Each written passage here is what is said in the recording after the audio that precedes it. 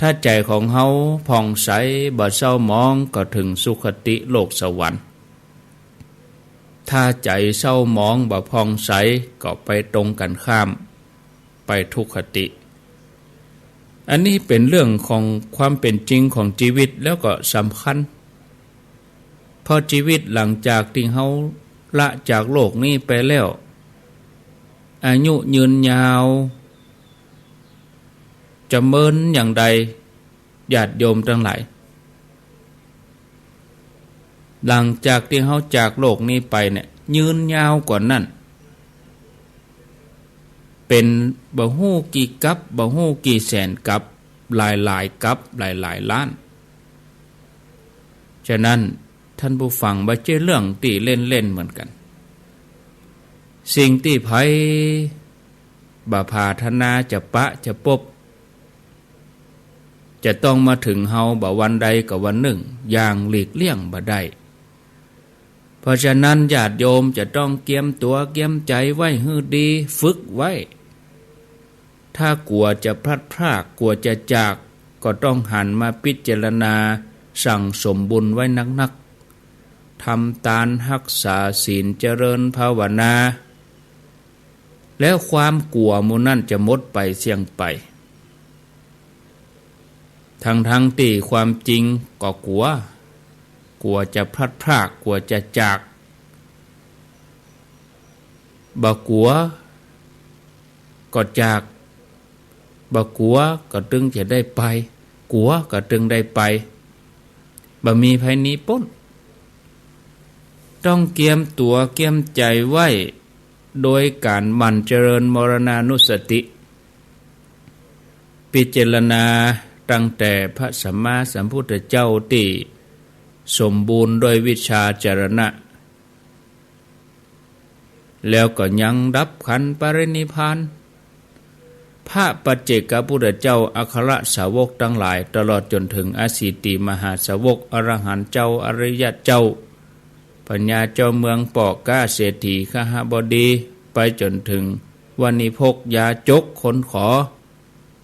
ต้องเดินทางออกจากร่างกายนี้เหมือนกันทุกคนทุกท่านล้วนจะต้องจากโลกนี้ไปหมดเพราะฉะนั้นอย่างเฮานี่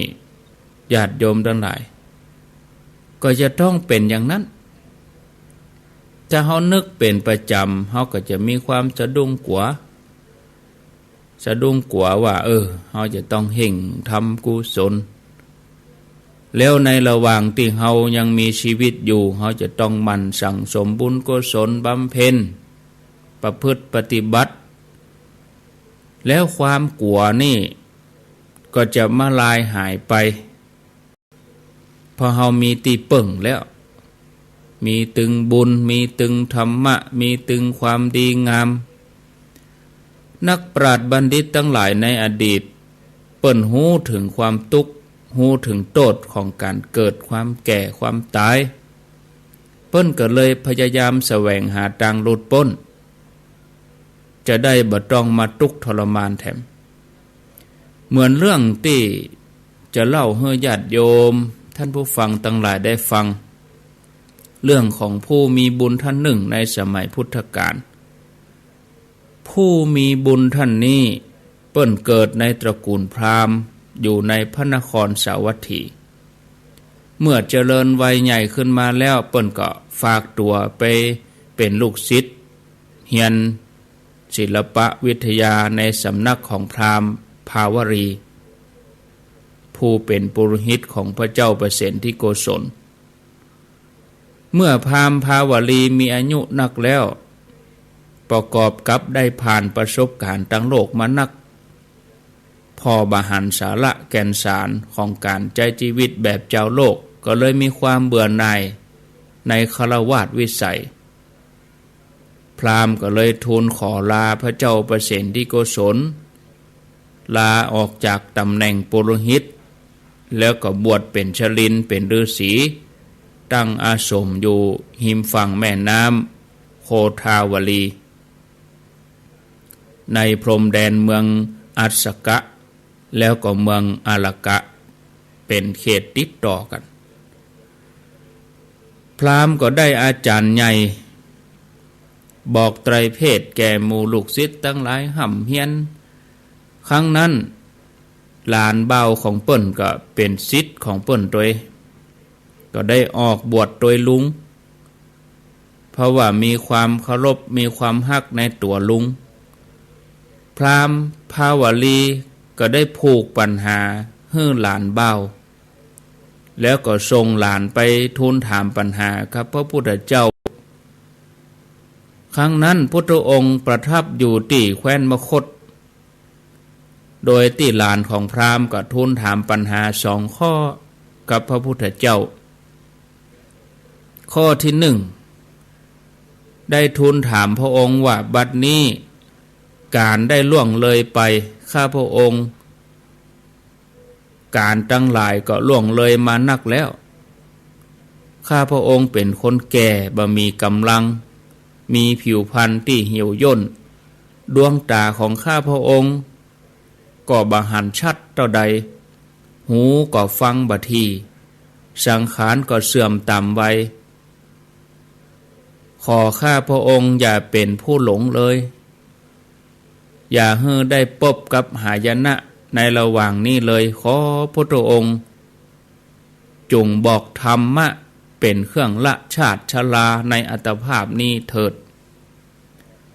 พระองค์ก็ทรงพยากรณ์ปัญหาข้อแรกว่าชนทั้งหลายผู้ประมาทแล้วย่อมเดือดร้อนเพราะหูปเป็นเหตุเพราะฉะนั้นขอท่านจงเป็นผู้บ่ประมาทละความปล่อยใจในหูปนี้เสียจะได้บ่ต้องมาเกิดแถมหูปนี่คือรูปรูปก็คือเป็นตัวรูปจะได้กับรูปเวทนาสัญญาสังขารวิญญาณถ้าโดยย่อก็คือรูปกับนามตัวรูปนี่คือตัวนี้จะรูปทายนะญาติโยมพราหมณ์ก็ถามปัญหาข้อที่2ว่าทิศใหญ่ถึง4ทิศน้อย4ทิศเบื้องบนทิศเบื้องล่างรวมกันเป็น10ทิศที่พระพุทธองค์บ่เคยหันบ่เคยไปบ่เคยทราบบ่เคยฮู้แม้แต่น้อยนิดก็บ่มีขอพระองค์บอกธรรมะเป็นเครื่องละชาติชรามรณะในภพชาตินี้ด้วยเถิดพุทธเจ้าพระองค์ก็พยากรณ์ว่าเมื่อท่านหันหมู่มนุษย์อันตัณหาครอบงำแล้วมีความเดือดร้อนเกิดขึ้นอันชรามรณะคุกคามอยู่รอบด้านเพราะเหตุนั้นท่านจงประมาทจงอย่าได้ประมาทจงละตัณหาเสียเมื่อสิ้นตัณหาก็จะได้บ่ต้องมาเกิดอีกพระองค์ได้แก้ปัญหาจบลงพราหมณ์ก็ได้ใจดวงตาในไม่ใช่ตาเนื้อนะพิจารณาเป่งแจ้งดวงตาหันธรรมศรัทธาญาติโยมนะแต่บ่ได้บรรลุอรหันต์เปิ้นได้เป็นเพียงโสดาบันเท่านั้นเพราะเวลาฟังพยากรณ์ปัญหานี่จิตเปิ้นฟุ้งซ่านกึดถึงลุงโอ้ลุงของเฮาถ้ามีโอกาสได้ฟังธรรมเทศนาพุทธเจ้าลึกซึ้งอย่างนี้ลุงของเฮาจะได้ฟังก็เนี่ยอาศัยความกังวลที่มีจิตฟุ้งซ่านเพราะความฮักในตัวลุงก็เลยบ่ได้เป็นอรหันต์แต่เป็นโสดาบันต่ออันในลำดับต่อมาท่านก็ขออุปสมบทบวชพระองค์ก็ทรงอนุญาตบวชเป็นภิกษุโดยเอหิภิกขุอุปสัมปทาโดยที่พระองค์เป็นผู้ที่ประทานการบวชเองอุปสมบทให้เองเมื่อท่านได้อุปสมบทแล้วก็กราบลาพระพุทธเจ้าไปแจ้งข่าวแก่อาจารย์ได้แสดงการแก้ปัญหาที่พระพุทธเจ้าได้แก้บอกให้กับลุงเมื่อลุงได้ฟังการแก้ปัญหาจบเป็นอนาคามีศรัทธาญาติโยมส่วนหลานเมื่อบวชแล้วภ ภายหลังได้ฟังโอวาทที่พระพุทธเจ้าได้ตรัสได้สอนก็บรรลุอรหันต์เป็นอรหันต์หมดกิเลสมีความงดงามในพระธรรมวินัยท่านก็ดำรงอายุสังขารอยู่ได้ด้วยตามกาลสมควรในวาระสุดท้ายของเปิ้นก็นิพพานไปท่านผู้ฟังญาติโยมฟังแล้วเนี่ยฉะนั้นถ้าเฮาบ่อยากจะมักทุกข์ถ้าเฮาบ่อยากจะเกิดบ่อยากแก่บ่อยากเจ็บบ่อยากตายก็ต้องปฏิบัติเข้านิพพานบ่มีเกิดบ่มีแก่บ่มีเจ็บบ่มีตายนิพพานไปเลยดับสูญนะพระองค์ทรงละตัณหาความทะเยอทะยานอยากทั้งหลายให้หมดไปเสี่ยงไปบัดแต่นั้นความอยากในกามภพในรูปภพอรูปภพถ้าหมดตัณหาก็หมดอาสวะก็จะมีนิพพานเป็นที่ไปแต่เมื่อเฮาไปบ่ได้ยากลำบากไกลเกินไปบ่ได้เนี่ยจะได้เฮาก็ต้องสั่งสมทำไปเป็นอาจินสั่งสมบุญไว้ตุ้นไว้อุ่นใจไว้สักวันใดวันหนึ่งเมื่อบุญบารมีของเฮาเต็มเปี่ยมแล้วบ่ถึงจังหวะดีๆก็ได้ไปเองบอกว่าเฮาจะทำกิจวัตรอันยังในชีวิตประจำวันนี้ทานศีลภาวนานี่ญาติโยมอย่าละแม้เวลาที่เฮารับเฮาก็จะต้องแผ่บุญแผ่กุศลบุญ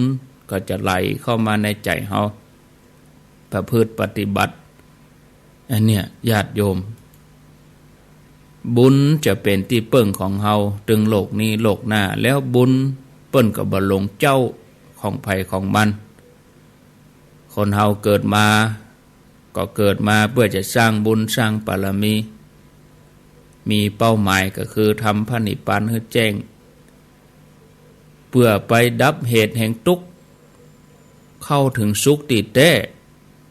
สุขเกิดจากการหลุดพ้นอันนั้นคือวิมุตติสุขเมื่อเฮามีความตั้งใจดีอย่างอี้แล้วก็จะต้องทำความดีของเฮาเต็มที่สร้างบุญสร้างบารมีให้สมบูรณ์ถึงวันนี่เฮาก็หมั่นชำระกายวาจาใจให้สะอาดผ่องใสจะได้มีกำลังใจที่เข้มแข็งในการสร้างบารมีบัดเท่าแต่นั้นก็มีความอาจหาญในการทำหน้าที่จักจูงเจิญจวนคนนั่นคนนี้มาสร้างบุญสร้างบารมี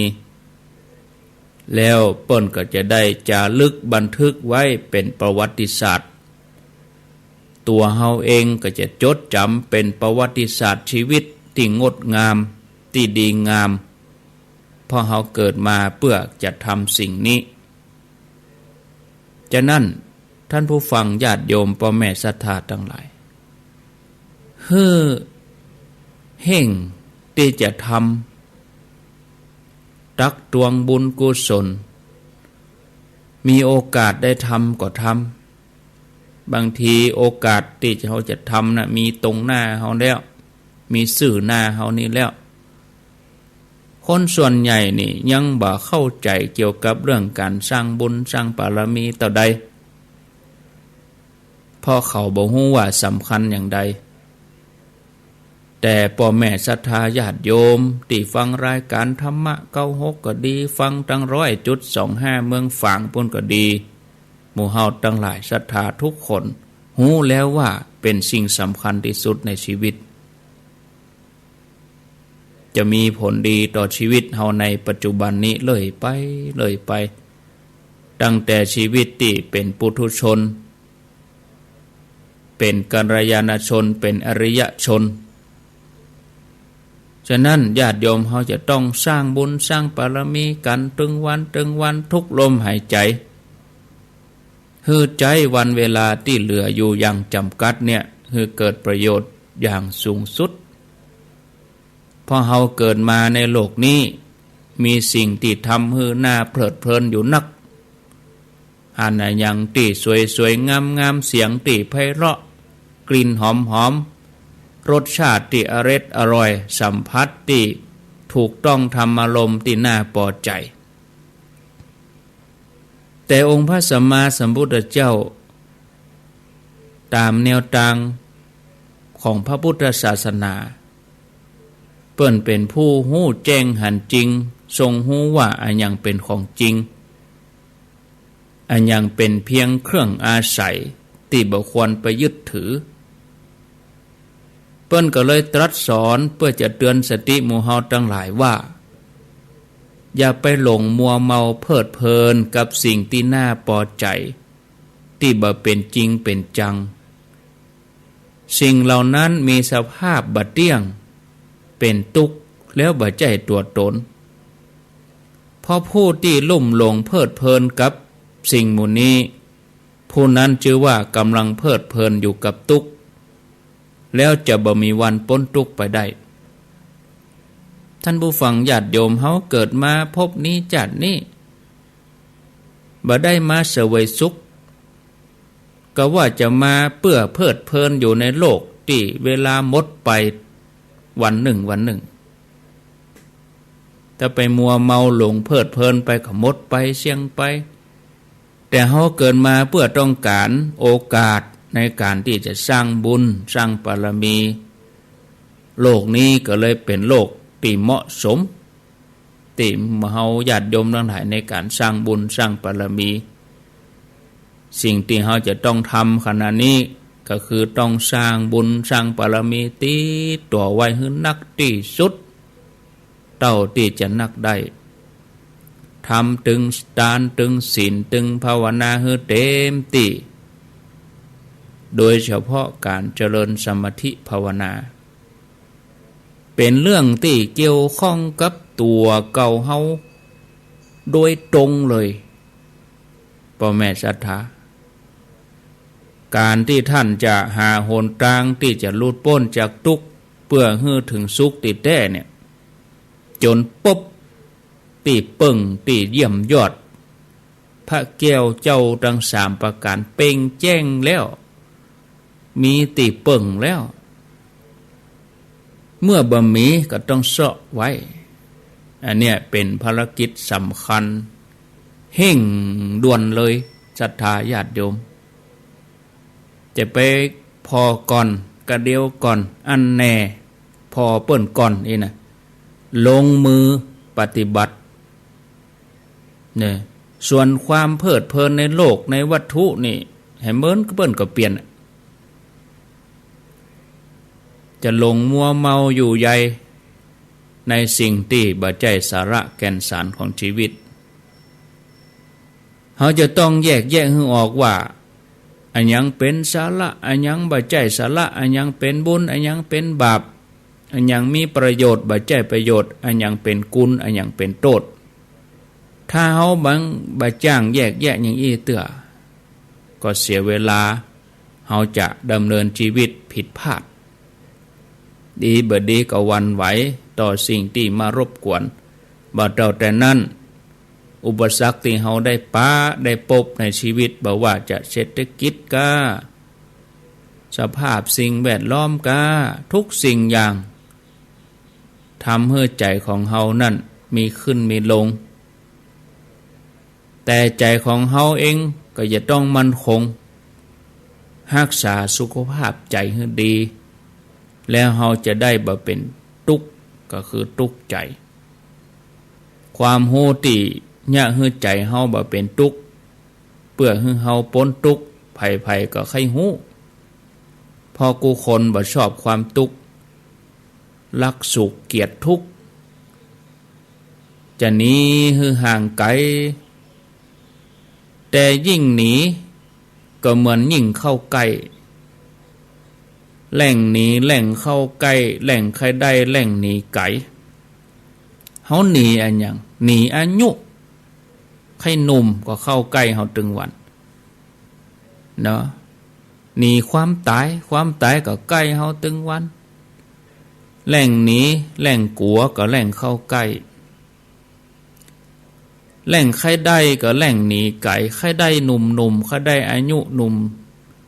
ก็ ก็ไก่เฮาไปติ๊กๆห่างเฮาไปติ๊กๆเวลามดไปเสี่ยงไปติ๊กๆศรัทธาญาติโยมบางทีเฮาก็บ่ฮู้วิธีถูกต้องแล้วจะหาไผมาช่วยดับทุกข์ให้ก็บ่ได้บ่มีเพราะทุกข์นั้นเกิดขึ้นที่ใจของแต่ละคนเกิดขึ้นที่ใจของแต่ละท่านแต่กลัวจะมีผู้ที่มาแนะนำบอกวิธีดับทุกข์ก็หา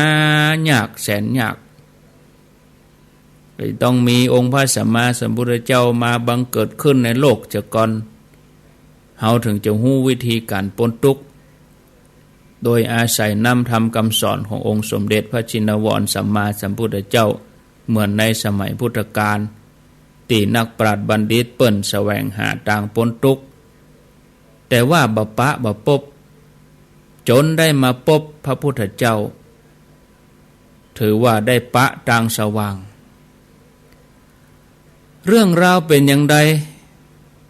ก็มีดังต่อไปนี้เรื่องมีอยู่ว่าอาชิตะท่านอาชิตะนี่เปิ้นเป็นบัณฑิตมีปัญญานักในสมัยนั้นเป็นผู้ที่คงแก่เรียนได้ห่ำเฮียนวิชาไตรเพศจากสำนักพราหมณ์อาชิตะมานพท่านนี้เป็นคนละคนกับอาชิตะภิกษุที่บวชใหม่นะคนละคนกันนะอาชิตะมานพนี่เปิ้นหูข่าวว่าสิทธัตถกุมารอันเป็นลูกของพระเจ้าสุโธทนะเจ้าสักกะยะออกบวชแล้วก็ได้ปฏิญญาณตนเองว่าจะเป็นอรหันตตรัสรู้เองโดยชอบแล้วก็ทรงมีมหากรุณาแสดงธรรมสั่งสอนคนทั้งหลายคนมีความเคารพเลื่อมใสนักต่างก็ยอมสละความสะดวกสบายทางโลกมีความพรั่งพร้อมโดยกรรมคุณมาเป็นสาวกประพฤติตามแนวทางคำสอนพุทธองค์อาชิตะได้ยินชื่อเสียงของพระพุทธเจ้าอย่างอี้ก็มีความเลื่อมใสเมื่อมีโอกาสได้เข้าเฝ้าพระพุทธเจ้าก็เลยถามปัญหากับพระองค์ซึ่งเป็นปัญหาที่น่าสนใจจะได้บอกว่าโลกคือหมู่สัตว์อันยังปิดบังไว้จึงเป็นผู้ที่หลงดุดอยู่ในความมืดเพราะอันยังเป็นเหตุจึงบ่มีปัญญาหู้แจ้งปรากฏแล้วอันยังเป็นเครื่องฉาบไล่สัตว์โลกเฮือติดอยู่อันยังเป็นภัยใหญ่หลวงของสัตว์ทั้งหลายพระองค์ก็ทรงแก้ปัญหาของอาชิตะว่าโลกคือหมู่สัตว์อันวิชชาคือความบ่ฮู้ปิดบังไว้หมู่สัตว์ก็เลยเป็นผู้ที่หลงอยู่ในที่มืด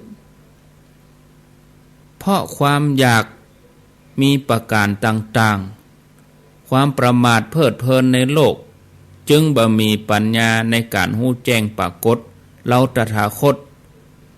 หูความชัดว่าอยากเป็นเครื่องฉาบไล่ให้โลกติดอยู่แล้วหันแจ้งว่าทุกข์เป็นภัยใหญ่หลวงของสัตว์ทั้งหลายท่านอาชิตะฟังแล้วก็ปลื้มใจปล่อยใจไปตามกระแสที่พระองค์ได้ตรัสความสว่างเกิดขึ้นในใจแล้วพระองค์ก็ตรัสถามปัญหาต่อไปแถมว่า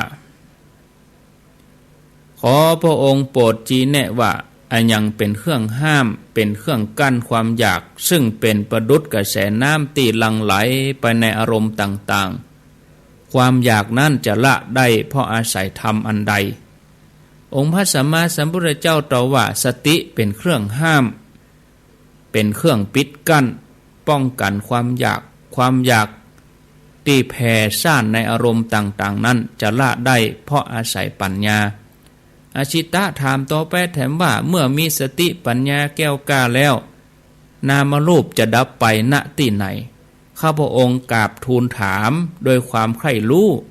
ขอพระองค์โปรดเมตตาบอกความข้อนี้แก่ข้าพระองค์โดยพ ระพุทธเจ้าทรงหันว่าอสิตมนพเป็นบัณฑิตนักปราชญ์ที่ใฝ่เฮียนใฝ่หู้จริงๆพระองค์ก็เลยตอบคำถามที่ลึกซึ้งนี้ว่าเฮาหู้ถึงที่ดับของนามรูปจึงหมดอย่างบ่มีเหลือเพราะวิญญาณดับไปก่อนนามรูปจึงดับตัวไปที่นั่นในขณะนั้นเองอสิตะปล่อยจิตไปตามกระแสแห่งธรรมดวงตาแห่งธรรมบังเกิดขึ้นแก่กับท่านอสิตะท่านก็ทูลถามถึงข้อควรปฏิบัติด้วยการถามว่าชนผู้ใดหันธรรมแล้วชนผู้ที่ต้องศึกษาอยู่สองพวกนี้มีอยู่ในโลกจำนวนนักพระองค์มีปัญญาแก่กล้าขอพระองค์โปรดบอกวิธีการปฏิบัติแก่ข้าพระองค์ด้วยเถิดองค์พระสัมมาสัมพุทธเจ้าพระองค์ตรัสว่าผู้ใดเห็นธรรมผู้นั้นเห็นเราตถาคตชัดเจนเนาะญาติโยมองค์พระศาสดาทรงแก้ปัญหาอสิตมนพแล้วอสิตมนพพิจารณาไปตัวตามกระแสแห่งพระธรรมที่พระองค์ได้ตรัสเป็นอรหันต์ศรัทธาญาติโยมเสร็จแล้วก็อุปสมบทเป็นภิกษุในพุทธศาสนาท่านผู้ฟังญาติโยมเขาจะหันว่านักปราชญ์บัณฑิตผู้ฮู้สนทนากันเนี่ยเปิ้นก็จะเอาเรื่องราวสิ่งที่เป็นสาระเป็นประโยชน์ถามถึงสภาวะอาตมาอยากจะได้ฟังอยากจะได้ยินวงสนทนาติโยมปฏิบัติธรรมกันนี่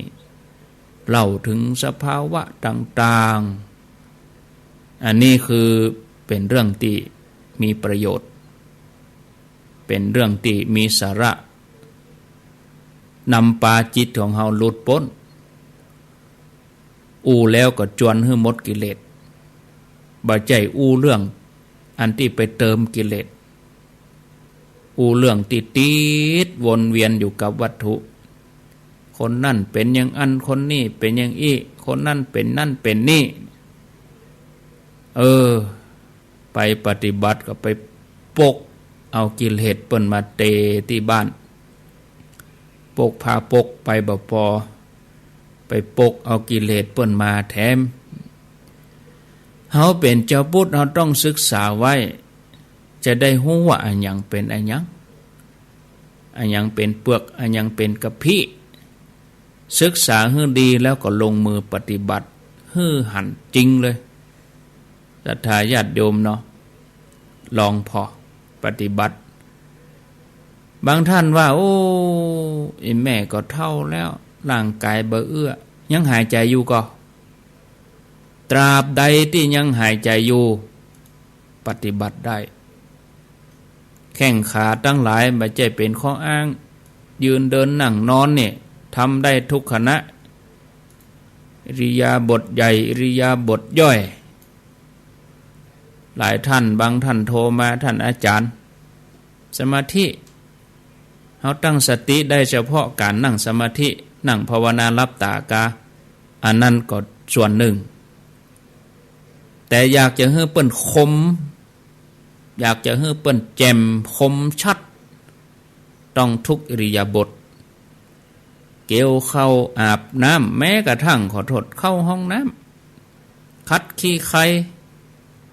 นุ่งผ้าบ้วนปากแปรงฟันมืนตาลับตาเร็วซ้ายเร็วขวาก้าวย่าง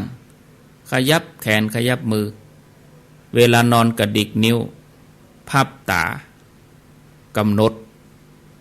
อันนี้ทำได้ทุกขณะจิตทุกขณะที่เฮาหายใจนี่นอนก็ทำได้เนี่ยศรัทธาญาติโยม3:40 นาทีพอดีเวลารายการวันนี้มี1 ชั่วโมงแต่ว่านี่มี2 ชั่วโมงแต่ว่านี่ท่านพระครูวัดทุ่งปะเกตเปิ้นติดธุระเปิ้นมีงานประเพณีวันก่อนนั้นอาตมาก็ไปร่วมวันที่29ลูกวัดยังกวงก็ลวดไปวัดทุ่งปะเกต วันที่30แต่ว่าวันศุกร์นี่ก็รอเตียนวัดจังกำลวดวันที่1แต่ว่างานสายน้ำแผ่นดินเพื่อพื้นปากเรียบร้อยลุล่วงค้างกับเพลขัวเพลขี้โคเพลหยังวันนี้ก็คงจะระดมกันไปเพลทำความสะอาดคืนความเป็นธรรมชาติไปก็ขอบคุณญาติโยมหลายท่านได้มาร่วมญาติโยมทั้งในหัวในเวียงโอ้เปิ่นมาประทับใจเนาะอนุโมทนาต่างที่ต่างหนต่างตำบลต่างอำเภอก็มาอยู่ดีมีสุขเหมือนกันกูคนกูตันบรรยากาศตะวันนี่ก็เป็นใจนะโบดเย็นดีวันนี้ก็มีฝนอ้อยมาละประกอบพิธีตะวันนะฝนอ้อยมากรมอุตุเพื่อก็ดึงเจ๊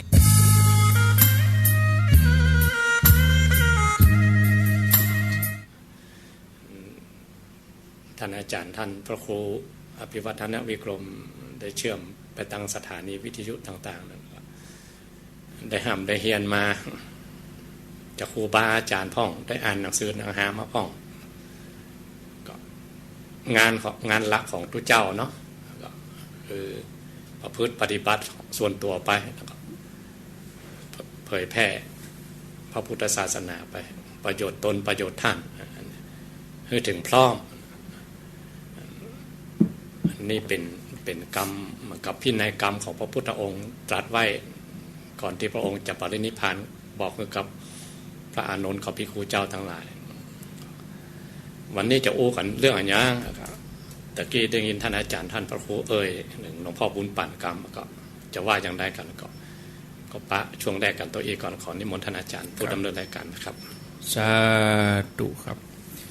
ก็ญาติโยมได้ฟังการตักการอู้การจาท่านพระครูสุเมธธรรมเสวีเจ้าวาดวัดม่อนฤาษีอำเภอเดลอกันนี่แหละศรัทธาญาติโยมในพื้นที่ใกล้เคียงเดินทางก็บักไก่ต่อได้ 4-5 กิโลมาที่วัดปากทางเจริญกดเรือก็ดำเนินรายการเมื่อค่ำเมื่อคืนพ่องถ้าว่าเปิ้นว่างเปิ้นก็จะมาทุกวันพุธเวลาเมื่อคืนถ้าติดธุระก็จะมีตนใดตนหนึ่งแตนกันไปก็ผ่านทางช่องทางบุ๊กนี่นะศรัทธาญาติโยม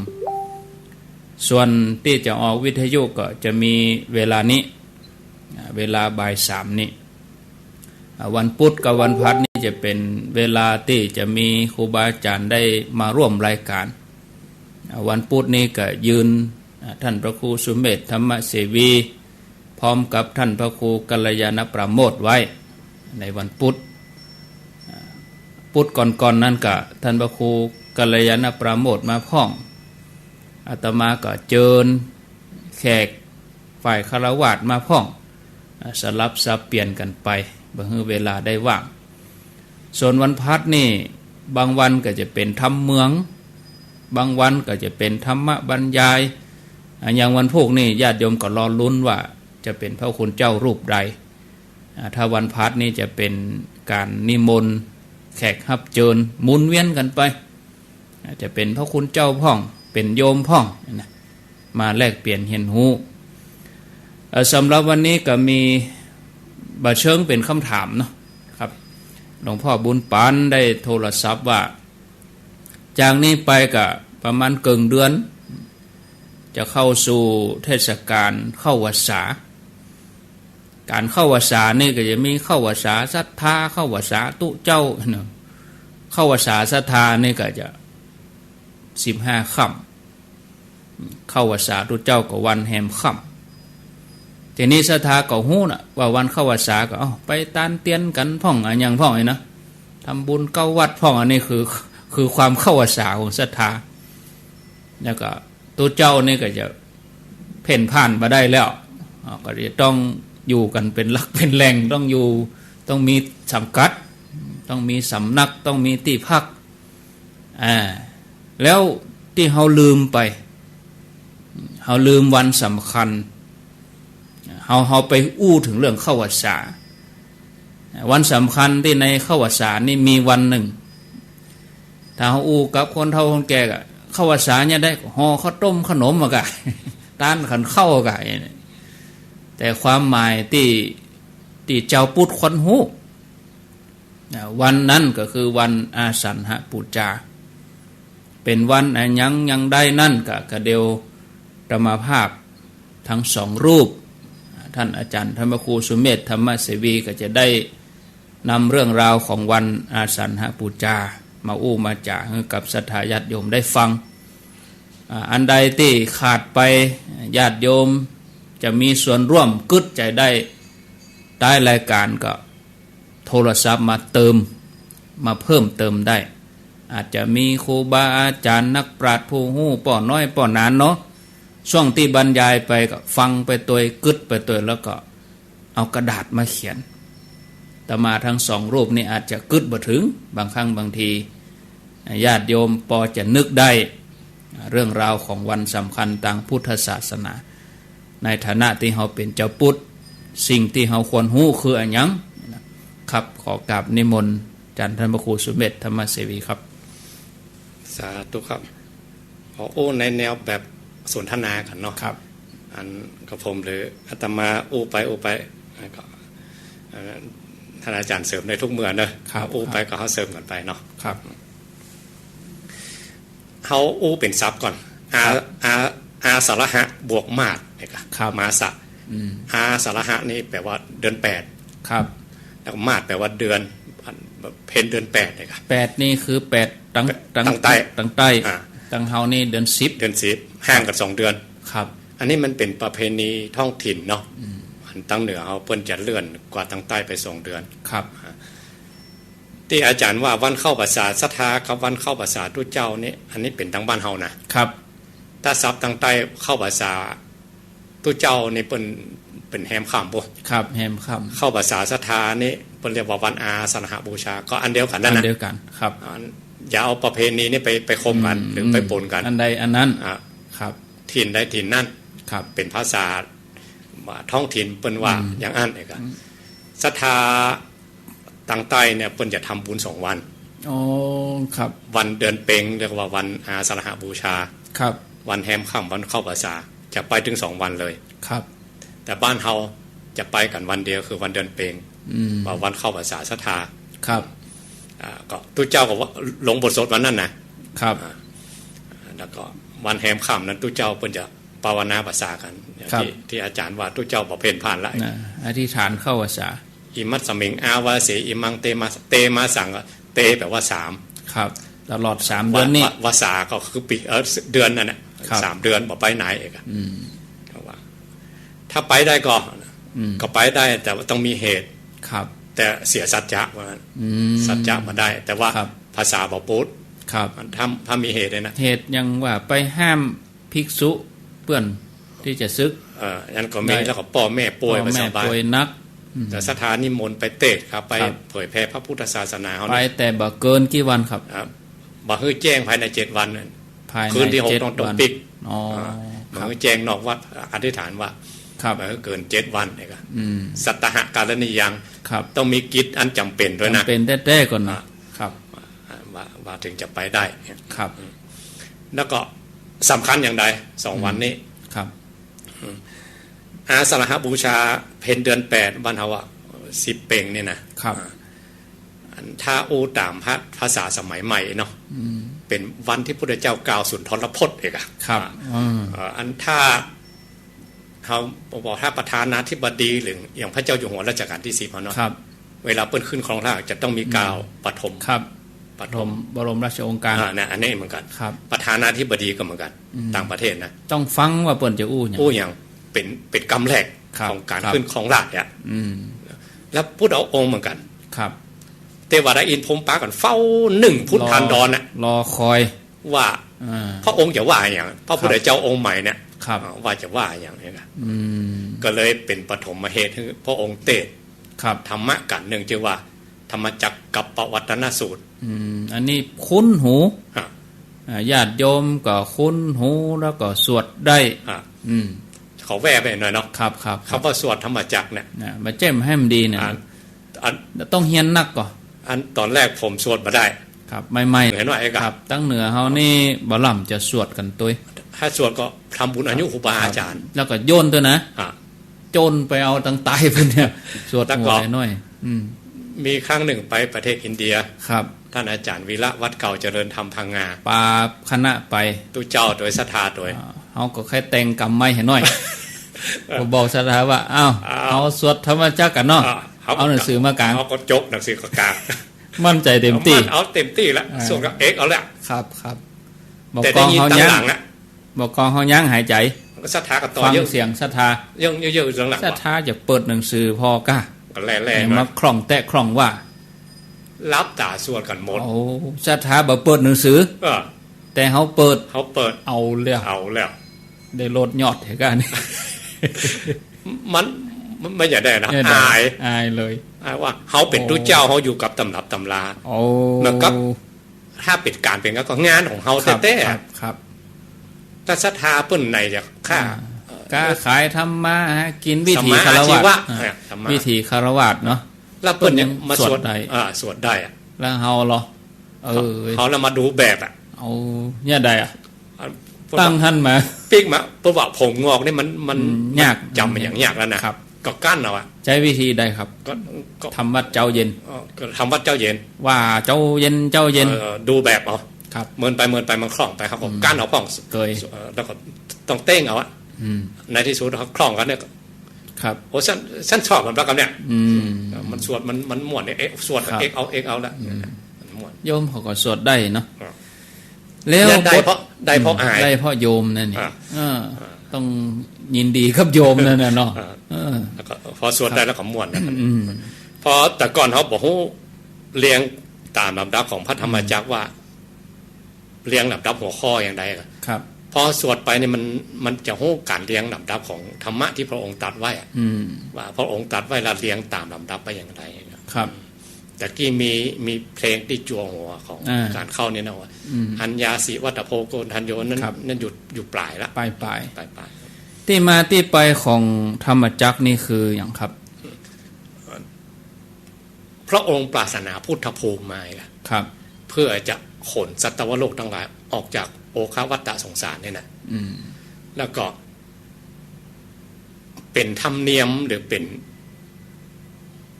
จะข้อจำกัดความว่าไงว่าพุทธองค์ทุกพระองค์นะครับบอกว่าตนไหนเวลามาตัดเนี่ยจะแสดงธรรมจักรกันทุกตนเป็นกันแรกครับเพื่อจะลื้อสัตว์ขนสัตว์ออกจากโลกวัฏฏะสงสารรวบรวมโมดครับที่จริงธรรมะของพระองค์ถ้ารวบรวมหมดก็อยู่ในธรรมจักรนี่แหละแต่ว่าที่ตอนหลังแตกออกไปถึง 84,000 พระธรรมขันธ์เป็นสำนวนเนาะครับว่าอาจจะนักกว่านั้นก็ได้อาจจะน้อยกว่านั้นก็ได้คือหลังจากที่พระองค์ตรัสรู้ในวันวิสาขะธรรมจักรนี่เป็นธรรมกันแรกหลังจากพระองค์ตรัสรู้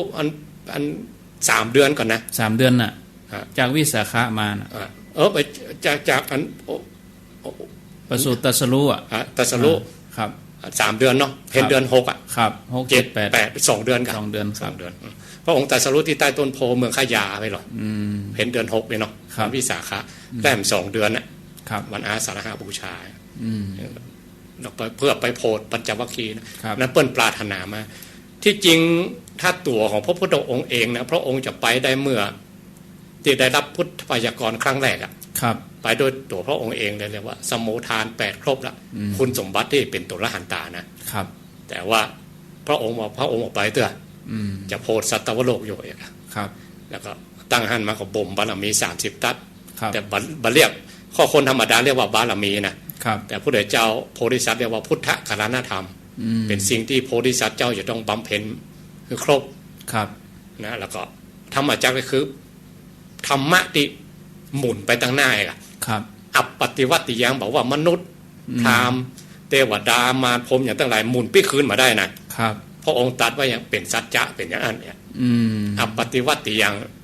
แต่ว่าหมุนปิ๊กมาได้ละไปตั้งหน้าเรื่อยๆมันต้องเป็นอย่างเอี้ยอย่างพระองค์ตรัสว่าอันนี้จังนะให้ไปคืนได้คืนได้ที่จริงพระพุทธองค์ไม่ใช่สร้างธรรมชาติส่วนมูนี่นะครับ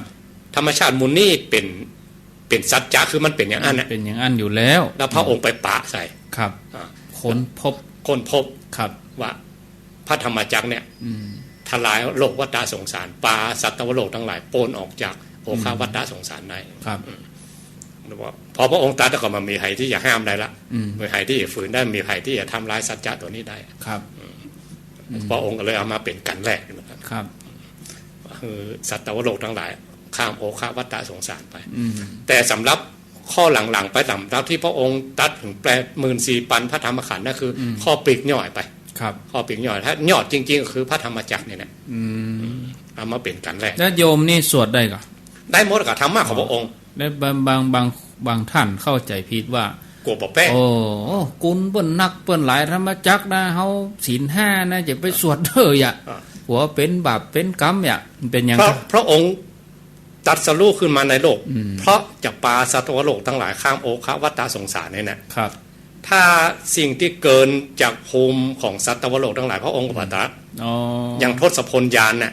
พระองค์ว่าอันนี้สำหรับของพระพุทธองค์เองไม่ใช่ของสาวกถ้าสาวกพระองค์ตรัสเรื่องใดสาวกของพระพุทธองค์หรือสัตวโลกสามารถจะรู้โดยพระพุทธองค์ได้เองอะพระองค์ถึงตรัส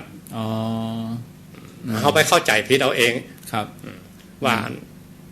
ธรรมะข้อนี้สำหรับอันตุเจ้าก็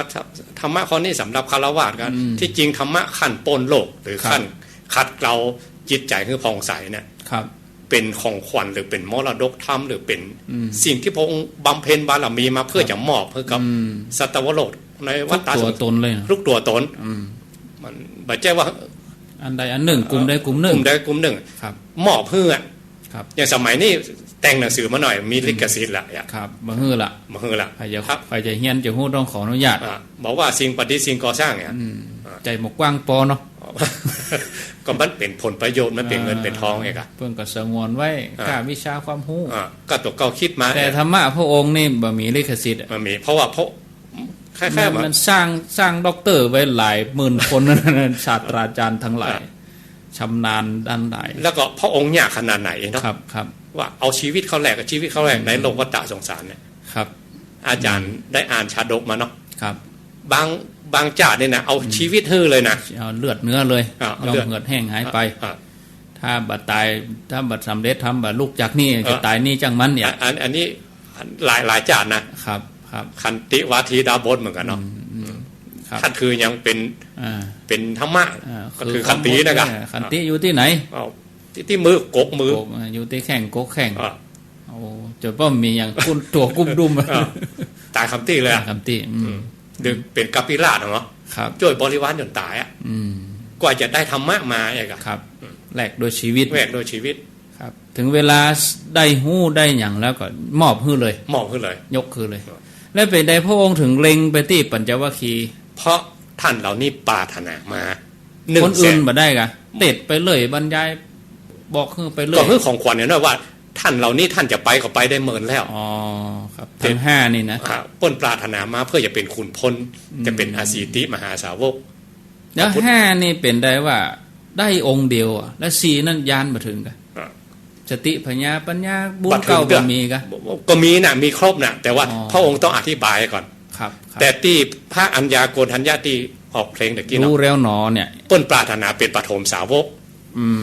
ให้งั้นมันก็จะคัดกันกันถ้า4ตัวนั้นหุ้มพร้อมกันก็แสดงว่ามาได้มันจะคัดได้มีปฐมสาวกคำมันก็มันต้องมีเพราะว่ามันจะคัดคัดกับที่เปิ้นปรารถนามาตั้ง100,000มหาครับว่าขอได้เป็นปฐมสาวกครับผู้รู้ราตรีนานครับงั้นสัพมูนี่มันก็ประเมินแล้วเพราะว่ามันจะหุ้มพร้อมกัน5ตัวไม่คัดกันทฤษฎีมันจะคัดกันมันต้องยกเป็นผู้อาวุโสสูงสุดครับเวลาไปนั่งที่ไหนนะต้องนั่งหัวนั้นเวลาท่านนั้นอัญญาภโกทัญญาเข้ามาในเวียงนะมูอัครสาวกทดถอยลงไปมากราบมาไหว้มาปฏิบัติอาจารย์กันหมดอ่ะพระมหาเถระอาวุโสแล้วเนาะแล้วก็เปิ้นละเลงขายว่าโอ้อยู่เมืองมาได้เพราะว่าสาวกทั้งหลายที่จะมาปฏิบัติปัดปู่ว่าเนี่ยหมดอ่ะครับเปิ้นเลยหนีไปอยู่ป่าหิมพานต์จ้างพญาช่างสัตทันอุปถัมภ์จนมรณภาพครับจนนิพพานเนี่ยค่ะอยู่ในป่าหิมพานต์มาออกจากป่าเพราะว่าไปแล้วก็ขุนพลของพระพุทธเจ้าจะทำงานได้แบบเต็มที่เพราะมีคนที่นั่งเหนือกว่าอ่ะปก็เลยบอกประยุละอันนี้ตามเขาว่าเอาแมวนะครับแล้ว ธรรมจักรนี่แตกต่างอย่างกับโอวาทปาติโมกข์โอวาทปาติโมกข์นี่เปิ้นเตะถึงกับพระอรหันต์แล้วปัน200กว่ารูปนั่นเป็นพระอรหันตาที่เวรุวันเมืองของพระเจ้าพิมพิสารกรุงราชคฤห์นั่นเป็นตัวอรหันตานั่นคือโอวาทปาติโมกข์คือหลังจากตัวธรรมจักรนี่แล้วเนี่ยอันนี้เพนเดือน6เลยก่อนครับอันนั้นเป็นเพนเดือน3ต่อไปอีกมาค่าไปปุ้นไปมาครับไปเกือบจะเป็นปีพุ่นนะครับข้ามไปปุ้นเลยข้ามไปปุ้นครับเตะสั่งสอนสาวกได้ถึง1,000 กว่าตนนะเป็นตอนแรกว่าพระอรหันตาเจ้าทั้งหลายอันนี้เปิ้นอันนี้ตามภาษากัมพูเล่าสู่กันฟังเนาะครับลักมันยังมีเตื้อเปิ้นหูเปิ้นหมดกิเลสแล้วจะเอาลักอย่างไปสอนเนี่ยกะมอบพระองค์มอบนโยบายว่าจะเอาเนี่ยตอนนี้เอาแนวนี้ไปเพื่อเป็นแนวเดียวกันเนอะของเดียวกันไปกองเดียวกันอย่างนี้ถ้าพระองค์บัดตัดเป็นกองนะพระอรหันตาเจ้าแต่ละตนเปิ้นสำเร็จอย่างใดเปิ้นก็สอนไปชำนาญตามสำนักไผสำนักมันอันนั้นพระองค์ก็เลยมอบโอวาทปาติโมกข์ว่าให้ไปแนวนี้เวลาสั่งสอนพุทธบริษัททั้งหลายให้ไปแนวนี้คือไปแนวเดียวกันก็เรียกว่าโอวาทปาติโมกข์แสดงตีป่าเวรุวันส่วนไม้ไผ่ของพระเจ้าพิมพิสารโอวาทปาติโมกข์นี่เปิ้นจะมีย่อธรรมจักรนี่พอจะย่อได้ก่อนยาวขนาดไหนแล้วเขาจะเอามาลงทัดใดที่ญาติโยมเขาคุ้นหูที่สุดแล้วก็ปฏิบัติได้เนี่ยในเนื้อของธรรมจักรกับปวัตนสูตรเบื้องต้นมาก็แล้วว่าพระองค์ตัดไว้ถึง3ทางครับทางที่คนจะประพฤติพรหมจรรย์ขัดเกลาเนี่ยนะครับไม่ใช่ว่าแบบถ้าแบบที่นี้ปฏิบัตินั่นก็อีกลดระดับลงมาครับแต่ถ้าระดับที่ขัดเกลาที่ไปตัวผู้ใดเจ้าจะไปตัวอรหันตาเจ้าทั้งหลายเนี่ยครับพระองค์บอกให้ยุ่งกับกรรมคุณทั้งหลาย1ถ้าบอกให้ยุ่งกับสิ่งที่หมู่วันเขาบำเพ็ญตนแบบอุกฤษแต่ปัจจัยต่างไปยักไปเลยหมู่ชลินหมู่อย่างทั้งหลายแล้วเข่งไปเลยครับเข่งแบบป่วยตัวพ่องเงี้ยหัวห้อยลงดินแล้วเกิดว่าอย่างอี้จะสำเร็จเองตอนแรกพระองค์ก็ทำอย่างนั้นเหมือนกันนะครับก็ไปลองมาแล้วแต่บัดใจพอมาว่าตามภาษาบ้านเราพอมากินข้าวกินน้ำทำตัวปกติหมูชดินหมูวันสามเอาบัดเต้เอาบัดเต้หนีเลยว่าพูดเจ้าเนาะแต่ปัญจวีนะฮะก็เคยมีความรู้สึกเหล่านั้นกับพระองค์เพราะทำเนียมสมัยนั้นมันความนิยมต้องอย่างอี้ถึงจะสำเร็จอย่างอี้ไปยืนบนก้อนหินตากแดดเป็นฤาษีชี้เปยอย่างนี้โอ้ต่างเนี่ยคือต่างสำเร็จครับถ้าพระองค์ไปมันเคยมีคนตกกระไดพอจนเหมือนกันนะตัวเก่าไปว่ายน้ำแล้วก็เสื้อผ้ารุดกันพระพายยักษ์เนาะและเสี่ยวเดียวก่อนที่อยู่บนชั้นอนาคามีบ่กูโอ้ลูกบ่ได้เลยเนาะเสี่ยวเขาไปผิดแล้วหลงแล้วที่จริงเปิ้นบำเพ็ญด้วยกันมามี5ตนก่อนนะครับมีอาจารย์แล้วก็ลูกศิษย์แถม4อีกอ่ะอาจารย์นั้นเป็นอรหันต์ไปแล้วไปก่อนแล้วลูกศิษย์แถมตัวลูกศิษย์9นี่เป็นพระอนาคามีอยู่พรหมโลกว่ะและแถม3ตนคือพระพายยะพระกุมารและกัสสปะพระกุสัตตินี่นะครับ3ตัวนี้มาเกิดเองอ่ะพระหิยะนี่ยังไงวะตกน้ำเป็นปก้าไปขายแล้วเอาไปล่มแล้วเสื้อผ้าลุดลุ่ยแล้วก็ว่ายขึ้นฝั่งได้เองอ่ะปล่อยตัวลำกำคนหันเขาใส่ปอดอันเนี้ยอรหันต์ตายอ่ะป้ากันไหวอ่ะเลยตกกับได้พลอยโจรก็เลยมาลาบสักการะมาก็ลงเนาะลงแล้วเสี่ยวเดียวกันที่อยู่พรหมโลกอ่ะมาเตือนเขาบำเพ็ญด้วยกันอยู่ในป่าในดอยสมัยที่พระได้ฟังเป็นอย่างนี้นะ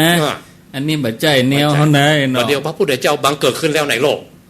ฮะเนี่ยเนาะไปเฝ้าเลยครับไปกับเนี่ยครับแล้วก็ปัญจวัคคีย์ทั้ง5นี่โด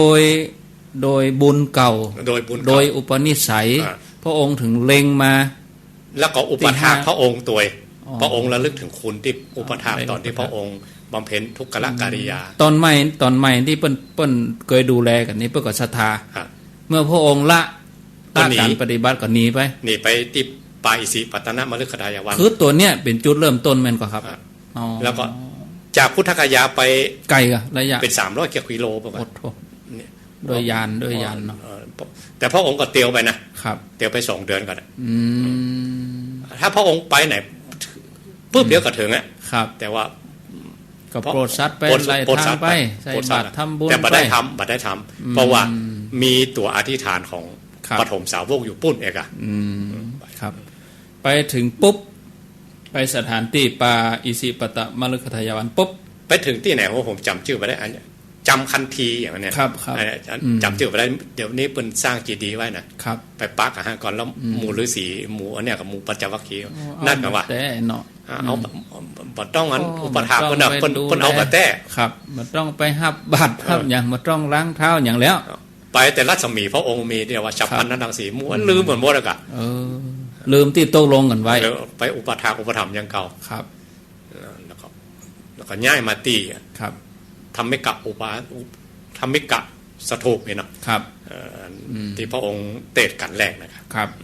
พระเจ้าอโศกมหาราชได้ทำพระเจดีย์ไว้ครับแล้วพระองค์ก็เลยเตดทำกันเนี่ยเป็นในวันอาสาฬหบูชาครับปีกมาถึงที่ในเนื้อของธรรมจักรปวัตนสูตรเนี่ยครับที่โยมเขาคุ้นหูเวลาสวดไปคุ้นหูเนี่ยโยมเขาจะโอปนายิโกจะได้น้อมเข้ามาปฏิบัติจะได้ในวิถีชีวิตของโยมว่าถ้าเราอย่างสมมุติว่าครับเดินเป่งเนี่ยออก8 ค่ำแฮม8 ค่ำเดินดับเดินเป่งครับเขาควรจะขัดเกลาเรื่อง3 ข้อเนี่ยเอาเนี่ยตั้งสัจจะเอาเข้าภาษานี่เข้าภาษาเนี่ยครับในเรื่องแล้ว1เปิ้นมาหุ้นยุ่งกับการมคุณประมาณถือโบสถเลยถือโบสถครับอันที่2จะไปยะไปเลยต้องศิษย์มีครูยะไปเลยเป็นสเปะสปะบ่ได้อัฏฐะที่มหานุโยคยะเข่งไปเลยลงทิศนะลงทิศคือทำตามมัชฌิมาปฏิปทาตามแนวตามแบบครับว่าจะเตียวอย่างใดอันนั้นแล้วก็เรียกว่าอริยสัจใหญ่ครับว่าจะเตียวอย่างใดเปิ้นก็มีวิธีของครูบาอาจารย์ที่ภาคทฤษฎีเปิ้นเรียนมาอย่างช่ำชองแล้วเนาะแล้วครูบาอาจารย์เป็นความรู้ที่ตกผลึกแล้วเปิ้นบุกกันมาต่อใดแล้วแล้วเปิ้นจะเอาความรู้ที่ตกผลึกของครูบาอาจารย์ที่เปิ้นเรียนมาเอามาเป็นข้อปฏิบัติว่าให้แยกอย่างใดตามแนวนี้ครับแล้วครูบาอาจารย์แต่ละตนก็บ่เหมือนกันนะเวลาปฏิบัติเนี่ยมันจะปิ้งมาเหมือนกันหรอครับเอาครูบาอาจารย์ตัวนี้เปิ้นปิ้งอย่างนี้เปิ้นสอนอย่างเงี้ยนี้ของเปิ้นแล้วครูบาอาจารย์ตัวนี้เปิ้นปิ้งอย่างนี้เปิ้นสอนอย่างเนี้ยครับสอนแบบบรรลือสีหาหน้าเลยนะอย่างอื่นมันจะต้องอย่างอีกเลยครับแล้วครูบาอาจารย์ต้องเป็นอย่างนั้นแล้วลูกศิษย์ฟังเนี่ยมันจะปิ้งแต่ละสายหรอมาเหมือนกันวาสนาที่เกยกันมาครับเคยเป็นลูกศิษย์ลูกหากันก็มาแล้วก็ยังในร้อยนะกะเข้าไปปี1ปี2ปี4ปี5ก็ไปเลือกเราอาจจะเป็นทหารบกทหารเรือทหารอากาศไอ้เนาะเหมือนเดียวกันเนาะตอนแรกก็เรียนภาคทฤษฎีกันเหมือนกันต่อไปก็ปฏิบัติคนละแนวเลยพอได้ยินข่าวว่าครูบาอาจารย์ตัวนั้นเปิ้นสอนเนี่ยมันปิ้งอ่ะอย่างอีโอ้โหยหาปรารถนามาเมินอันเนี้ยของเฮานี่นะทำแล้วแค่นั่งปิติมันก็เกิดไปได้เลยครับธรรมะอย่างมันก็เกิดอย่างอื่นมาถูกต้องตามทฤษฎีทุกอย่างทำมาหมดแล้วมันก็ปะปิ้งมันก็ไปใจอ่ะครับพอไปเจออาจารย์ตัวนี้เปิ้นไหวเอี้ยแม่นแล้วแม่นเลยเอาได้เลยอีกาทั้งที่เป็นธรรมจักรเหมือนกันทั้งที่เป็นอริยสัจใหญ่เหมือนกันเนี่ยเหมือนกันแล้วพระอัญญาโกณทัญญาก็บ่ได้เป็นพระอรหันตานะฟังธรรมกันแรกเนี่ยเนาะได้ดวงตาหันธรรมแต่ขั้นไหนก็บ่ฮู้เปิ้นก็บ่ได้บอกคำว่าดวงตาหันธรรมนี่มันหลายขั้นนะครับพระโสดาบันเปิ้นก็ดวงตาหันธรรมขั้นพระโสดาบันแต่เปิ้นหันคำว่ายังกินจิสมุทัยธรรมังสัพพันตังนิโรธธรรมันติครับแปลว่าสิ่งใดสิ่งหนึ่งเกิดเป็นธรรมดาสิ่งนั้นย่อมดับเป็นธรรมดาอันเนี้ยบอกว่าเป็นอย่างทุกอย่างนะรวมกันหมดอ่ะทุกสิ่งอย่างในโลกหมดเลยรวมกันหมดเรียกว่าสิ่งใดสิ่งหนึ่งมาลงตัดนี่มาลงว่าเกิดก็เป็นธรรมดาอันนี้คือความแจ้งแล้วแจ้งแล้วพระองค์ก็บอกอัญญาสีวัตโพกันโกนัญโยอัญญาสีหู้แล้วหนอว่า2เตื้อย้ำเข้าไปถ้าเขาไปอ่านตำราเรื่องพุทธอุทานเนี่ยนะพระองค์จะอุทานเวลาธรรมอุทานของพระองค์จะอุทานครั้งเดียวบ่มีซ้ำสองครับแล้วก็ครูบาอาจารย์ที่เปิ้นได้รจนาว่าเหตุใดพระองค์หนึ่งอุทานในธรรมจักร2 ครั้งครับเพราะว่าธรรมปิติของพระองค์เกิดว่าพระองค์วมบารมีมั่นเมินแสนเมินโอ้ไผจะมาฮู้ไผจะมาฮู้เฮานี่ฮะต้องสาวอสงไขยนะตั้งแต่พุทธดำริขึ้นมาในใจ7อสงไขยออกปากแห่งเก้าได้พุทธพยากรแห่ง4อสงไขยแสนมหากัปรวมกันหมดสาวอสงไขยแสนมหากัป เพื่อเนี่ยเพื่อได้ยินกรรมว่าตัวเองอู้ไปแล้วตอกย้ำไผ่จะหูกรรมเฮาพ่องเนี่ยครับหูเรื่องที่เฮาอู้พ่องเองเนาะธรรมะปิติของพระองค์มีหรอกครับแต่ธรรมะปิติที่ปราศจากกิเลสนะครับพระองค์เลยคำนี้2 คำว่าความปรารถนาของพระองค์ที่บ่มบารมีมาตั้งสาวอสงไขยแสนมาครับสำเร็จบัดเดียวนี้แล้วก็นึกว่าจะบ่มีภัยแล้วในโลกนี้เนาะพระองค์ทอดตั้งแต่ใต้ต้นโพแล้วครับธรรมะนี่ไผจะมาหูมาอย่างเป็นพุทธรูปถ้าเป็นถ้าเขาสมัยนี้ก็พุทธปางลำพึงครับ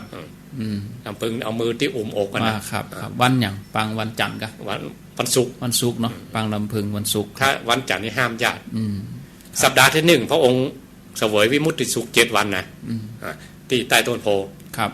สัปดาห์ที่2เนี่ยปางลำพึงเนี่ยครับสัปดาห์ที่3มาเดินจงกรมสัปดาห์ที่4รัศมีเกิดเนี่ยครับสัปดาห์ที่2เนี่ย7 วันที่2พระองค์ไปอยู่ที่ลำเปิงอีกเนาะลำเปิงถึงธรรมะของพระองค์ที่ได้ตรัสรู้มาแล้วก็อย่าไปโพดไผ่น้อเนี่ยแล้วไผ่จะหู้ธรรมของพระองค์พ่อเขาหาที่จริงถ้าตอนนั้นนี่พระองค์บาดสอนบางอย่างก็ได้สำเร็จแล้วหรอแต่เปิ้ลเขาว่ามีว่าแต่เหมือนกันนะครับจะต้องเป็นอย่างอีทุกพระองค์จะมีปางลำพึงพูดทุกพระองค์ว่าธรรมะของพระองค์มันลึกซึ้งเกินน้ำไปกว่าสัตว์โลกทั้งหลายจะได้เองแต่เพราะนั้นธรรมะของพระองค์จะแย่งใดให้สัตว์โลกทั้งหลายหู้ใดเนี่ยว่าธรรมะของพระองค์เรียกว่าสิ่งที่มันปิดไว้พระองค์จะต้องมาเปิดสิ่งที่มันหงายสิ่งที่คว่ำจะต้องหงายสิ่งที่มันเลิกพระองค์ต้องทำให้มันตื่นขึ้นมาสิ่งที่มันยากพระองค์จะทำให้ง่ายไปครับแต่สำหรับพระองค์นะสำหรับพระองค์นี่จะหู้ทุกอย่างจะลึกจะตื่นในหู้เรื่องแต่สาวกนี่กะนั่นจะมาหู้เต่าพระองค์จะย่างใดนะพระองค์ถึงพิจารณาถึง7 สัปดาห์ก่อนครับก็แสดงว่าพระองค์ก่อนจะมาหาปัญจวัคคีย์ทั้ง5พระองค์ก็แผ่คายพยัญตอนหลังๆนี่นะที่พระโมคคัลลานะเปิ้นไปปะเผ็ดปะผีปะเทวดานะครับแล้วก็ไปถามพระองค์ว่าพระองค์มันเป็นอย่างที่ข้าพระพุทธเจ้ามาปะที่เขาเล่าไหมมันอย่างที่เขาเล่ามามันจะเป็นอย่างไรพระองค์บอกพระองค์หันตั้งแต่ใต้ต้นโพมาละแต่มันบอกมีสักขีพยานมีสักขีพยานพระองค์ก็เลยบอกครับอันนี้เธอมาว่าอีกกับซ้ำมีพยานแล้วแสดงว่าพระองค์หู้ตั้งแต่ใต้ต้นโพแล้วครับแต่ที่บอกเพราะอย่างเพราะเป็นพุทธวิสัยที่สัตวโลกทั้งหลายยังบอกควรหู้เถอะต้องมีพยานมาก่อนครับอย่างวินัยเหมือนกันเนาะต้องมีพยานหลักฐานเหมือนกันอย่างวินัยเนี่ยมีตุเจ้าบางตนทำผิดทำพลาดไปกันครับแล้วพระองค์มาตั้งล้อมขอบมารูนครับวัวหายแล้วล้อมขอบก็มีคนว่าเหมือนกันไม่ใช่มีคนว่าพระสารีบุตรก็ไปบอกพระองค์ว่าย่ำตั้งไว้ก่อนดักไว้ก่อนกะก็อันศาสนาพระองค์คนลือกันเขาปล่อยครับจนเป็นเหตุให้อันเปิ้นลือกันถึงบ้านถึงเมืองพระองค์ยังบอกไว้ก่อนยังบอกล้อมขอบไว้ก่อนก็มันต้องมีเหตุเนาะพระองค์บ่ได้บางคนมันบ่หันโทษว่าพระองค์ไปตั้งมันเกินไปกะครับต้องหันเหตุให้มันเดือดให้มันร้อนให้มันจนเต็มที่แล้วก็มาสร้างกรอบไว้สร้างกรอบไว้ว่ามันมีเหตุแล้วนะมีต้นบัญญัติมีต้นบัญญัติแล้วครับพระองค์ก็ล้อมขอบแล้วต่อไปแห่ทำมาได้แล้วนะอย่างเงี้ยตัวแรกนี่ว่าอธิกรรมครับพระองค์แบบปามาบัตนะพระองค์แบบไว้ว่าแบบแปะคอกไว้ตลอดแต่พระองค์วางบัญญัติวินัยว่าคนไหนไปแห่คอกเลยไม่ได้ละต้องเอาตัวนี้เป็นตัวเกณฑ์ครับวันอาสาฬหบูชาในฐานะที่เขาเป็นเจ้าพุทธนอกจากที่เขาจะต้องทำอย่างอาจารย์ท่านพระครูว่าแล้วเนี่ยเขาก็อธิษฐานตลอดพรรษานี้อย่างตัวเจ้าอธิษฐานนั่นแหละเนาะเขาอธิษฐานว่าเขาอยากจะไปวัดกุศิลไปพระสวดมนต์ใส่บาตรฟังธรรมเอาอันใดหนึ่งเอาหลายอย่างก็ได้เอาหลายอย่างเลยแต่อย่าไปเกินกำลังเอามอกพอดีถ้าเกินกำลังบางที่มันบ่ผิดแต่มันเสียสัจจะเอาหลายอย่างล้ำไปเนาะเสียสัจจะเขาบางทีเขาว่าจะถือศีลตลอด3 เดือนวันนั้นเพิ่นเจิญไปงานแต่งยังไงบ่ไปก็บ่ได้เอายังไงนั่นมันจะเสียสัจจะเสียไปตัวนี้มันจะเสียสัจจะไปแล้ว เวลาให้ทำอย่างตอนหลังแล้วมันจะรู้มันบ่ม่วนมันบ่ม่วนกินแหนงเมื่อลูนนั้นทำตามสมควรที่ตัวเองจะทำได้ครับครับตามสมควรแก่เหตุพอพระองค์เตศธรรมจักรกับปวัตนสูตรเนี่ยสิ่งที่เกิดขึ้นคือเรียกว่ามีสิ่งที่เกิดขึ้น3อย่างครับหนึ่งเดี๋ยวว่าพระองค์แสดงปฐมเทศนาครับ2พระองค์แสดงธรรมจักรเนี่ยเนาะปฐม2สาวกบังเกิดขึ้นในโลกมีพระสงฆ์ครบเนาะแล้วอันที่3อ่ะอันที่3คือนี่อันพระสงฆ์เกิดขึ้นในโลกพระรัตนตรัยครบ3ครับก็เลยถือว่าวันมาฆปูจานี่เป็นวันพระธรรมวันวิสาขะนี่เป็นวันพระพุทธวันอาสาฬหปูจานี่เป็นวันพระสงฆ์อันนี้เขาจะแม่อย่างไรก็ได้อันนี้เป็นข้อแม่ไปแล้วครับแม่ออกมาไม่เอามันครับนะถ้าบางคนบอกว่าจะตั้งไปเป็ดกฎเป็ดเกณฑ์อย่างอื่นก็ได้อันนี้เป็นกรรมแม่มาเองครับนะเขาว่าอย่างวันอาสาฬหปูชาเขาว่าเป็นวันของพุทธเจ้าก็ได้หรอก็ได้ก็พระองค์ปรารถนามาทำไมถึงพุทธอุทานถึง2 ครั้งคือความสมบูรณ์ของพระองค์มาเป็นตรงนี้อ่ะครับว่าเป็นวันของพุทธเจ้าก็ได้หรอพระองค์ปรารถนามาลูกจะไปเทศไปสอนเพื่อไผอ่ะเมื่อมีคนฮู้อย่างที่เฮาฮู้เอาดีใจนี่คือความปลื้มความดีใจไปจะดีใจแบบคนมีกิเลสนะทั่วไปนะมันใจนะเป็นดีใจที่พระองค์พ้นอุปทานไปแล้วหรอครับดีใจง่ายอย่างครูบาอาจารย์สอนหนังสือในโรงเรียนเนาะนักเรียนในห้องท่านเนี่ยเพิ่นก็สอนนะสอนตึงวันสอนเต็มที่อ่ะแต่อธิบายจะได้ครูก็ฮู้ว่าจะมีนักเรียนคนใดจะฮู้เหมือนเปิ้นเนาะถามไปดักปิ้งเนาะถ้าถามแหมก็มีคนตอบเนาะตอบคำตอบนั้นก็ตรงใจครูเนาะครูก็ให้เอามือตบโต๊ะเนาะแล้วก็ความปลื้มของครูคือลูกศิษย์ไปสอบเข้าหมอได้อย่างนึงกับลูกศิษย์ทำงานครับดีๆหันลูกศิษย์ได้ดิบได้ดีเนาะความปลื้มเหล่านี้ครับเนี่ยอย่างที่พระพุทธองค์จะไปก็ไปเองได้แล้วเพราะอรหันตคุณลูกโพรงพระองค์หันได้เองอะแต่ว่าพระองค์หันความหลุดพ้นหรือโลกุตตรธรรมดีปานเนี่ยแล้วพระองค์อย่าเหมือนกับถ้าอุ้ง่ายๆเหมือนบ้านเขาว่าได้ของกินล้ำๆเลยกินคนเดียวแล้วก็ได้นะมีสิทธิ์เพราะว่าคนปาด้วยตัวเอง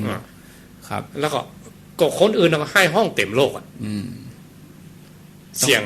ติ๊บปลดเขาก่อนโหติ๊บตาติ๊บเกิดหรอกตอนนั้นตอนปรารถนาพุทธภูมิมันน่ะหันสัตว์โลกทั้งหลายให้กันหมดอ่ะทนทุกข์อยู่ในโลกวัฏสงสารแล้วจะไปคนเดียวได้อย่างไรอ่ะความใจใหญ่ใจแข็งมาแถมครับใจพระพุทธนี่ไม่ใช่ธรรมดาสาวส่งไข่กันสาวไม่ใช่มาให้มาดีเนาะปลายแสนมหาครับโอ้ยิ่งใหญ่ปานใด4 โมงแล้วครับเราลองฟังญาติโยมพอเนาะญาติโยมจะสงสัยอันใดเกี่ยวกับวันอาสันหปูจาหรือว่าจะมีคำถามอย่างอื่นก็เจริญปอนได้ก็ว่าจะแลกเปลี่ยนเรียนรู้ตมาภาพก็จะฮับประมาณสักโล12 สายถ้ามีคำถามก็จะได้ยุดถ้ามีคำถามก็จะฮับไปเรื่อยๆเนาะเบอร์0998366322 ญาติโยมจะโทรเข้ามาก็ขอเจริญปอนเวลาญาติโยมโทรก็ให้ญาติโยมได้ปิดวิทยุเหี่ยก่อนปิดวิทยุแล้วก็อู้กับโทรศัพท์สายแรกเข้ามานี่ขออนุญาตรับสายก่อนเจริญปอนจากดังใดแม่คือดาวบ้านแม่คือดอยกับแม่คือแม่คือโยมปีเนาะว่าจะได้อาจารย์ถ้าสมมติอันนี้ที่เจ้าฟังนี่หนอวันเข้าวันสายหนอวันทำ8 ค่ำแม่น15 ค่ำเดือนเต็งเดือนดับเนี่ยเวลาเอาไปภาวนาตัวเองน่ะวันเข้าวันสายน่ะเจ้าว่าจะได้ดีถึงจะดูไม่ดีเจ้าขออธิบายตัวเด้อโยมจะว่าจะได้เนาะเกี่ยมปากกาเกี่ยมอย่างว่าเกี่ยมปากกาเกี่ยมกระดาษไว้เนอะสาธุสายต่อไป0998366322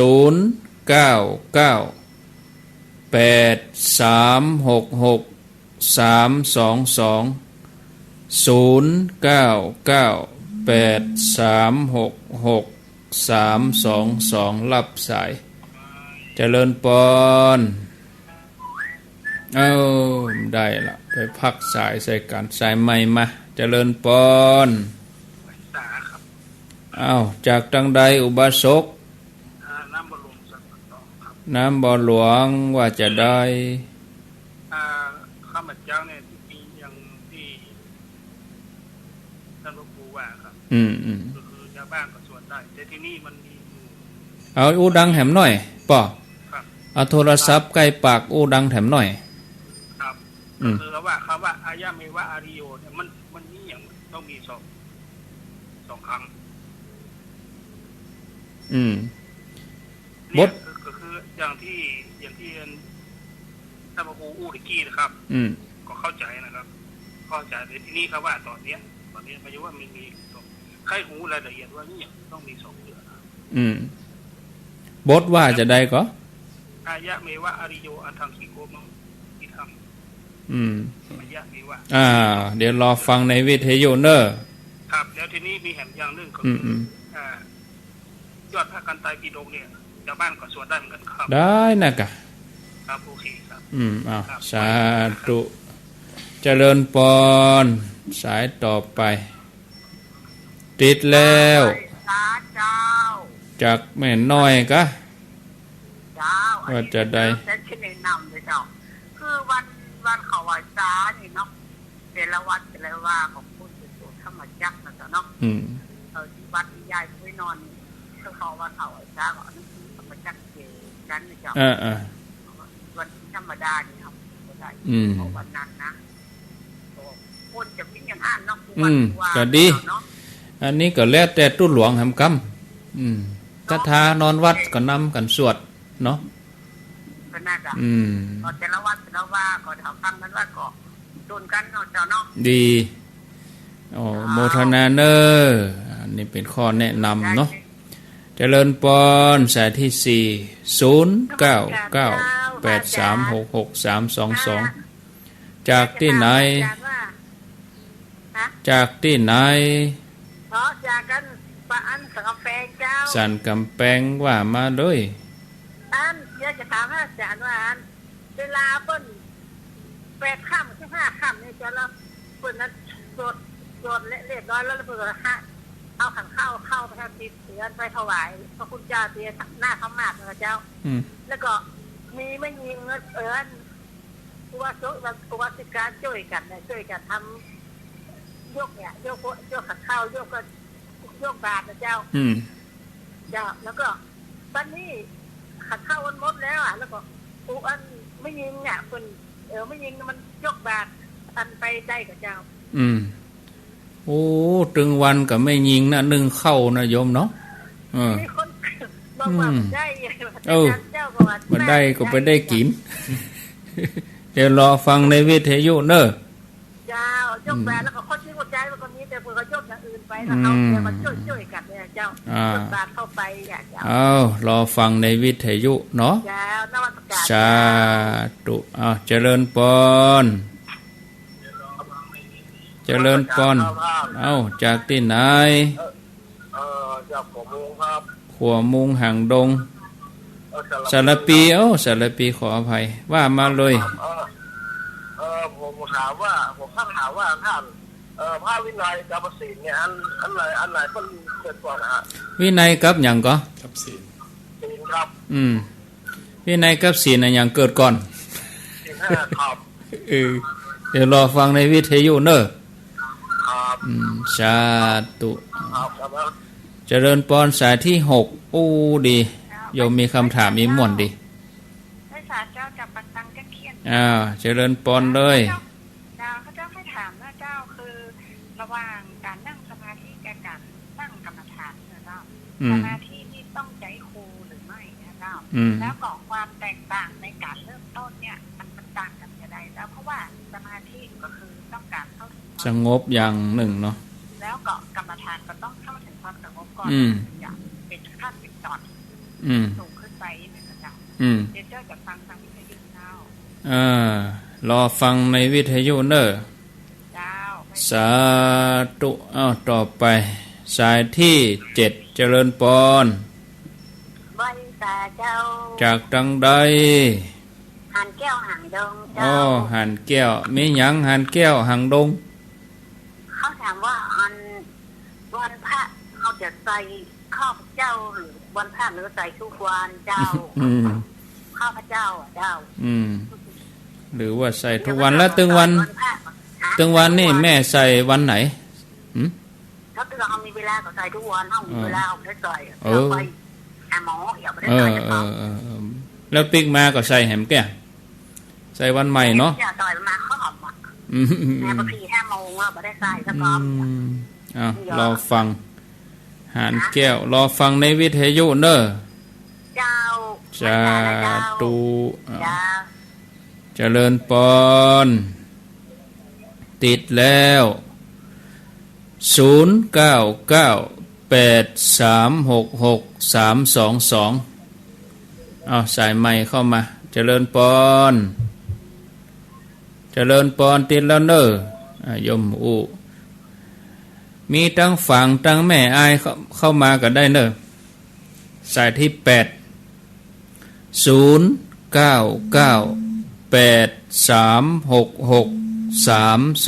0998366322รับสายเจริญปอน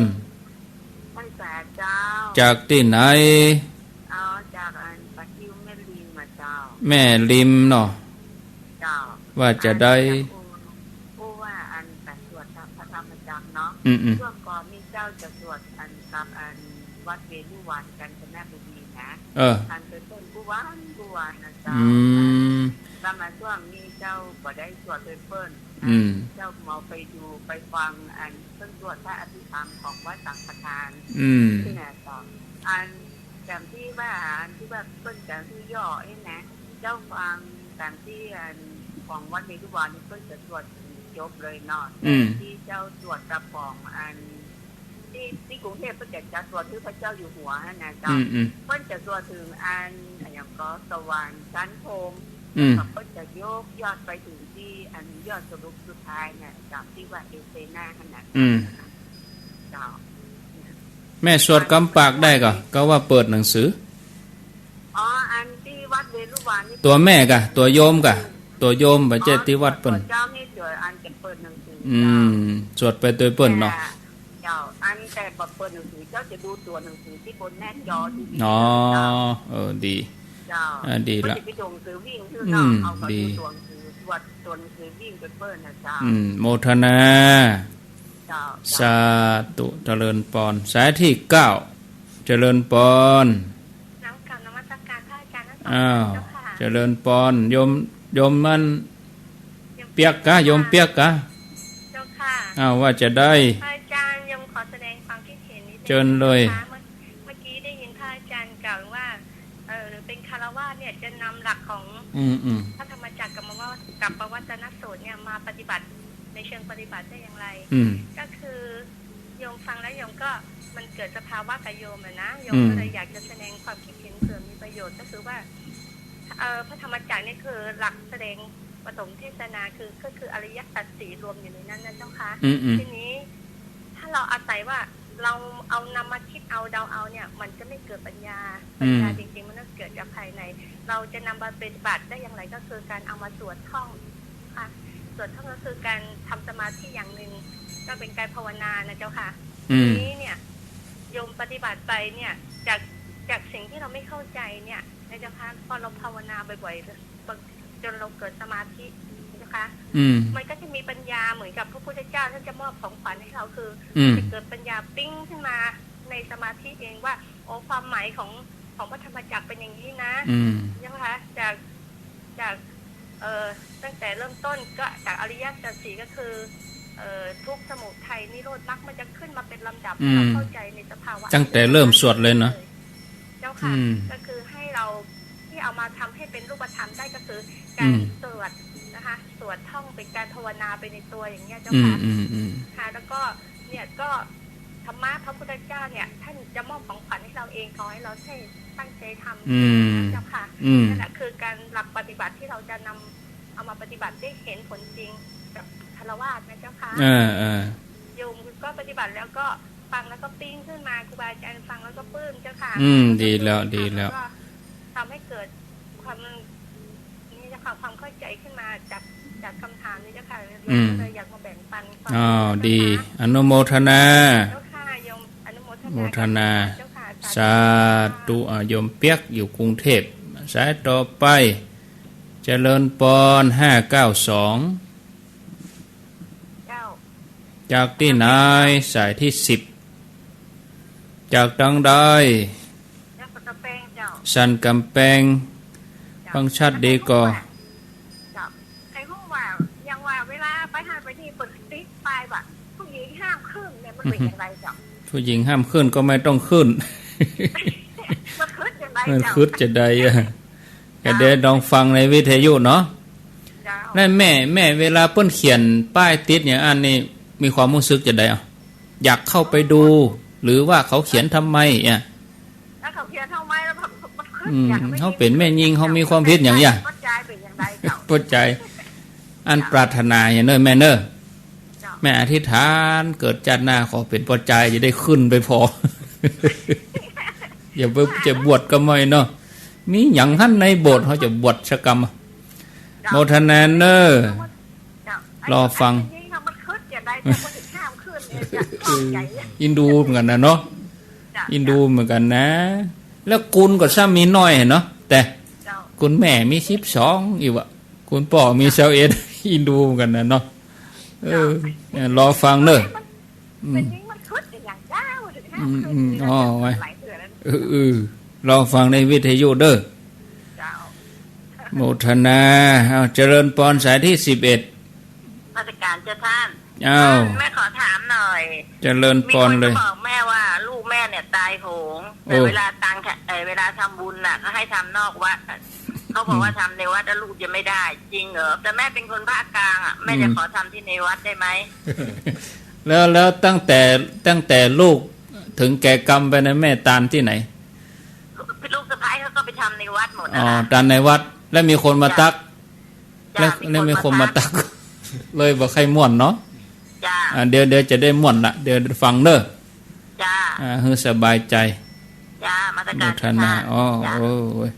คนเหนือเขาไปกวนยุ่งปนเจริญปอนติดแล้วสายใหม่มาเนาะ0998366322สายที่12โอ้มีคำถามหมดเลยนี่12สายคงจะฮับบ่ได้แล้วช่วงที่2นี่ฮับเบอร์บ่ได้แล้วเอาภายจะเป็นเบอร์สุดท้ายเดาพอว่าเชียงใหม่ก็ว่าละปูนปอใจก็ว่าแม่ยิงโยมผู้ฟังก็เดาไปตัวเนอะเอาต่อไปเฉลยเจริญปอนเจ้าการเจ้าจากที่ไหนจากสันผีเสื้อหมู่1เจ้าสันผีเสื้อหมู่1สระปีกะบ่ใช่เจ้าแม่แตงตำบลสันผีเสื้ออำเภอเมืองนะเจ้าสันผีเสื้อเป็นหมู่1เป็นหมู่บ้านปากไฟเหนือเจ้าฟังชัดดีเนาะเจ้าชาติดีเจ้าตำบลสันผีเสื้อมีคำถามก่อนมี2ข้อเจ้าเชิญเลยข้อที่1อยากถามว่าถ้าเฮาใส่เข้าผ้านี่ถ้าเกิน 11 โมงแล้วใส่มาได้แล้วมันก็เจ้าใส่เข้าหรือว่าถวายเข้าพระเจ้าลาข้อที่2เดี๋ยวโยมพระที่มีชีวิตหรือว่าพระที่หิ้งพระที่หิ้งพระเจ้าพระหิ้งพระเจ้าแล้วก็ข้อ2โยมแม่เป็นความจำสั้นนะคะเวลาจะสวดอันอย่างอันโยมแม่จะใจอันหนังสือมากลางแล้วมันจะได้บุญกับเจ้าเอาหนังสือมากลางอยากให้ท่านพระครูบอกชื่อท่านแล้วก็ชื่อวัดตัวเจ้าเพราะโยมแม่ฟังห้องไม่ได้ฟังห้องที่บ้านเป็นร้านขายของอ่ะเจ้าเปิดตัวไปอะกะเปิดฟังตัวไปอะกะขายครัวตัวนั่นยิ้มนี้ลูกค้ามันก็ขาดตอนไม่ยาเอาซื้อวิทยุแบบติ้วนะ สาธุซื้อแบบติ้วนั่น ขอบพระคุณเจ้า ไปที่ไหนก็ติ้วไปตัวซื้อวิทยุแบบหิ้วนั่นเอาพักสายก่อนเนาะศรัทธาญาติโยมมีคำถามทั้งหมด12สายกับ12คำถามไม่คือโดยสเก็ตถามเรื่องเกี่ยวกับว่าการวันพระวันศีลเข้าพรรษาเดี๋ยวก็จะได้มาเรียบเรียงคำถามทวนเบอร์ให้ก่อนเนาะสายที่2น้ำบ่อหลวงเรื่องธรรมจักรสายที่3อันแม่น้อยก็เรื่องเข้าพรรษาว่าวัดทุกวัดก็ควรจะสวดธรรมจักรในกลางพรรษาสายที่4สันกำแพงอนุโมทนามีคำถามเหมือนกันมีคำถามเวลาเขาจะเป็นยกครัวยกหยังยกบาตรยกหยังอีนะเป็นโยมแม่ย่าแม่ยิงอีนะสายที่5ขวมุงสารปีวินัยกับศีลอันยังเกิดก่อนสายที่6จังเขียนระหว่างกันนั่งสมาธิกับนั่งกรรมฐานเนี่ยเขาจะต้องมีครูก่อนแล้วก็มีความแตกต่างกันอย่างใดสายที่7อันนี้ฟังถึงวันอันนี้อยู่หันแก้วหังดงอันนี้เรื่องการวันพระใส่เข้าพระทุกวันอนุโมทนาสายที่8แม่ริมเฮาสวดแล้วก็มีฉบับย่อฉบับเต็มกระเดียวก็จะได้มาอธิบายให้โยมฟังสายที่9โยมเปียกสายที่10สันกำแพงแม่ยิงไปที่ไหนเปิ้นหันป้ายผู้หญิงห้ามขึ้นผู้หญิงห้ามเข้านี่นะก็มันน้อยใจตัวเก่าจะได้เปิ้นบ่ฮื้อเข้าบ่ฮื้อขึ้นก็คงจะเป็นโบสถ์นะส่วนใหญ่ตั้งเหนือเฮานะแล้วก็บริเวณสำคัญสถานที่สำคัญเปิ้นบ่ฮื้อเข้าในหัวพระธาตุก็อย่างพระธาตุดอยสุเทพหัวจันในนี่นะไม่ยิงบ่ล่ำที่จะได้เข้าแต่จันนอกก็ได้เวียนเทียนทั้งนอกแต่ในหัวในพุ่นน่ะบางทีเปิ้นก็เขียนติดไว้แม่ทองอยู่นี่ลูกตายเปิ้นว่าตายโหงไม่น้อยโยมว่าเนาะควรจะตานเข้านอกวัดแต่ตั้งแต่ลูกตายมาก็ตานในวัดนะพอดีเขาไปตักก็เลยบ่ม่วนลูกเฮาได้ขันเข้าเหรอกะก็เลยบ่ม่วนใจสายที่12สันผีเสื้อมี2คำถามเรื่องใส่เข้าพระเกิน11โมงนี่ใส่ได้ข้อคำถามที่2ก็เรื่องราวของการได้สวดเฮากะกลางหนังสือสวดจะได้ก่อจะดีก่อเนาะมีคำถามแม่คือโดยสเก็ตครับอันนี้เป็นโยมปีเนาะโยมปีอาจารย์ท่านพระครูสมมติว่าเข้าพรรษาเนี่ย8ค่ำ15ค่ำเนี่ยศรัทธาญาติโยมเฮานี่มีกรรมว่าก็กรรมอธิษฐานพุทธเจ้าเนี่ยเฮาจะอิมัสสมิงอาวาเสเนาะ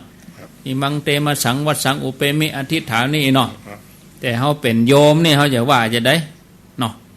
เตรียมประกาศเรียบร้อยแล้วคนอื่นๆก็ได้ตัวอันนี้ขอยกกรรมครูบาอาจารย์มาครับผมของหลวงพ่อจำเนียนครับครับหลวงพ่อเปิ้นมาเตศให้ทุกเจ้าปฏิวัติที่วัดม่อนฤาษีเนาะวัดที่ผมอยู่เนี่ยครับหลวงพ่อว่าเวลาเขาจะอธิษฐานอย่างเนี้ยครับเพื่อมีกรรมบาลีแห่น้อยนี่แห่น้อยว่าอิมังสัจจะวาจังอธิษฐามิแปลว่าข้าพเจ้าขอตั้งสัจจะอธิษฐานแล้วก็ทุติยัมปิตติยัมปิ3 ครั้งอธิษฐาน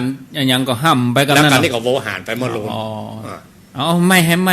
มกำอิมังสัจจะวาจังอธิษฐามิเอาบัดต้องแปลละเขาว่าเขาตั้งสัจจะอธิษฐานแล้วก็เขาจะอธิษฐานให้จะไปเกินกำลังควรจะอธิษฐานวันเดือนเพ็ญนั้นวัน15ค่ำวันนั้นครับเป็นวันที่พระอรหันต์เจ้าเกิดขึ้นแล้วสัจจะวาจังอธิษฐามิแล้วก็รับตาแล้วก็ห้ามโวหารไปละไปเอาหลายอย่างจะพร่ามัวคือตั้งเอาสักอย่างสุดภาษานี้ขอเอาสุดภาษานี่เลยเอานุ่งขาวห่มขาววันศีลแล้วจะไปขอด้วยตามบ้านเฮาเนาะจะไปขอตั้งสัจจะทำก่อนพอวันออกภาษาวะก็ไปขอแล้วว่าอิมังสัจจวาจังอธิษฐานนี่เหมือนกันโดยสัจจวาจาที่ข้าพเจ้าทำมา3 เดือนนี้ผู้แบบเต็มปากเต็มคำอันนั้นเขาก็ต้องหูตัวเก่าแล้วลูกเขาเนี่ยแท้เขาทำได้ผู้แบบบรรลือสีหานาฏเลยครับ ถ้าเนี่ยบัดแรกอธิษฐานบัดได้ผลอ่ะบัดได้สัจจะบารมีต้องมีสัจจะบารมีนะเสริมตัวนี้นะครับบางอย่างเขาตัวใจตัวเก่าอ่ะวันนี้บัดทำก็ได้มันเดี๋ยวไหว้พระวันนี้ขอพักเห็นหน่อยบอกไหว้แต่ถ้าตั้งสัจจานี่มันไม่ได้หรอกมันจำเป็นอ่ะตัวนี้มันก้ำคอไว้ได้นะต้องไหว้นะเพราะเขาตั้งไว้แล้วครับถ้าเขาเสียสัจจะก็เสียสัจจะเสียเลยเนี่ยเนาะได้ถ้าบัดตั้งแล้วบัดตั้งก็เป็นอย่างแต่บารมีจะอ่อนอ่อนไปกำลังบารมี10บ่ครบบัดได้สัจจะบารมีอย่างเขาทำบุญให้ตายนั่นเนาะเขาก็ทำทุกวันนั่นแหละครับสมมติเขาใส่บาตรเนี่ยหรือวันศีลเขาไปตลอดเขาก็ได้ตาหน้าบารมีได้ไปครับแต่สัจจะบารมีเขาไม่ได้เพราะเขาไม่ได้ตั้งอธิษฐานไว้ครับแต่พอเขาตั้งสัจจะอธิษฐานไว้พอสุดภาษาออกภาษาเขาได้2อย่างเลยบารมี2ข้อครับมันคูณ2ขึ้นไปยกกำลังเลยยกกำลัง2ขึ้นไปว่าเขาได้บารมีถึง2อย่างเพราะเขาทำโดยเขาตั้งสัจจะโดยถ้าเขาไปเสียสัจจะเนี่ยครับนะเขาบัดตั้งมาได้กันบารมี10บอกครบครับ10อย่างนี้ต้องครบนะครับมีพระคุณเจ้าท่านหนึ่งอันนี้เพิ่นถ้าจะฟังวิทยุเนาะวันก่อนไปที่อันสายน้ำแผ่นดินเพื่อพื้นป่าพระคุณเจ้ารูปนั้นเป็นอาจารย์บรรยงหมู่เฮานี่สอนโยมนี่เขาควรจะยกโยมขึ้นได้แล้วนะโอ้มันยังได้ครับนี่นะเขาก็สอนอันเนี้ยเขาก็สอนอันบุญกิริยาวัตถุเนี่ยเมื่อใดก็3เมื่อใดก็บุญกิริยาวัตถุ3เนี่ยตันศีลภาวนาตันถึงเขายังบอกให้เอายกขึ้นมาเห็นสัก10ภาษานี้3ภาษานั้น3ให้มันขึ้นมาเต็ม10เหตุกรรมดีก็อีกว่าน่าคิดเหมือนกันนะนี่คัมมะปารมีก็อย่างกันเหมือนเนาะซึ่งเหล่านี้เฮาบ่ล่ำได้อู้กันส่วนใหญ่เฮาเป็นเน้นนี่แหละบุญกิริยาวัตถุ3นี่แหละแต่แหม7แล้วไผเป็นคนตั้งสุเมธาดาบทเพิ่นตั้งตอนที่ได้รับพุทธพยากรณ์น่ะว่าพอพระพุทธเจ้าพยากรณ์มาแล้ว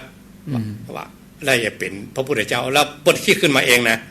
ว่าการจะเป็นพระพุทธเจ้านี่จะสร้างอย่างพุทธเจ้าก็มีบอกเพิ่นก็บอกเพราะว่าพุทธเจ้าต้องคิดเองครับเพิ่นก็ไปคิดเองว่าจะสร้างอย่างพ่อแผ่นดินไหวเลยว่านะครับตู้เจ้าทั้งหลายก็สงสัยไปถามพุทธเจ้าแผ่นดินไหวอย่างที่ปังกรสัมมาสัมพุทธเจ้าว่าครับเหตุใดวันนี้แผ่นดินไหวพระองค์บอกว่าโพธิสัตว์เจ้าอธิษฐานบารมีเป็นพุทธกรณธรรมว่าต่อไปในอนาคตเบื้องหน้าซีส่งขายแสนมาครับจะต้องสร้างอะไรอย่างพ่อเนี่ยครับก็ช่วยกันเนาะเขาก็ถ้าเขาได้มาออกเขาก็จะเอาในวาสานี้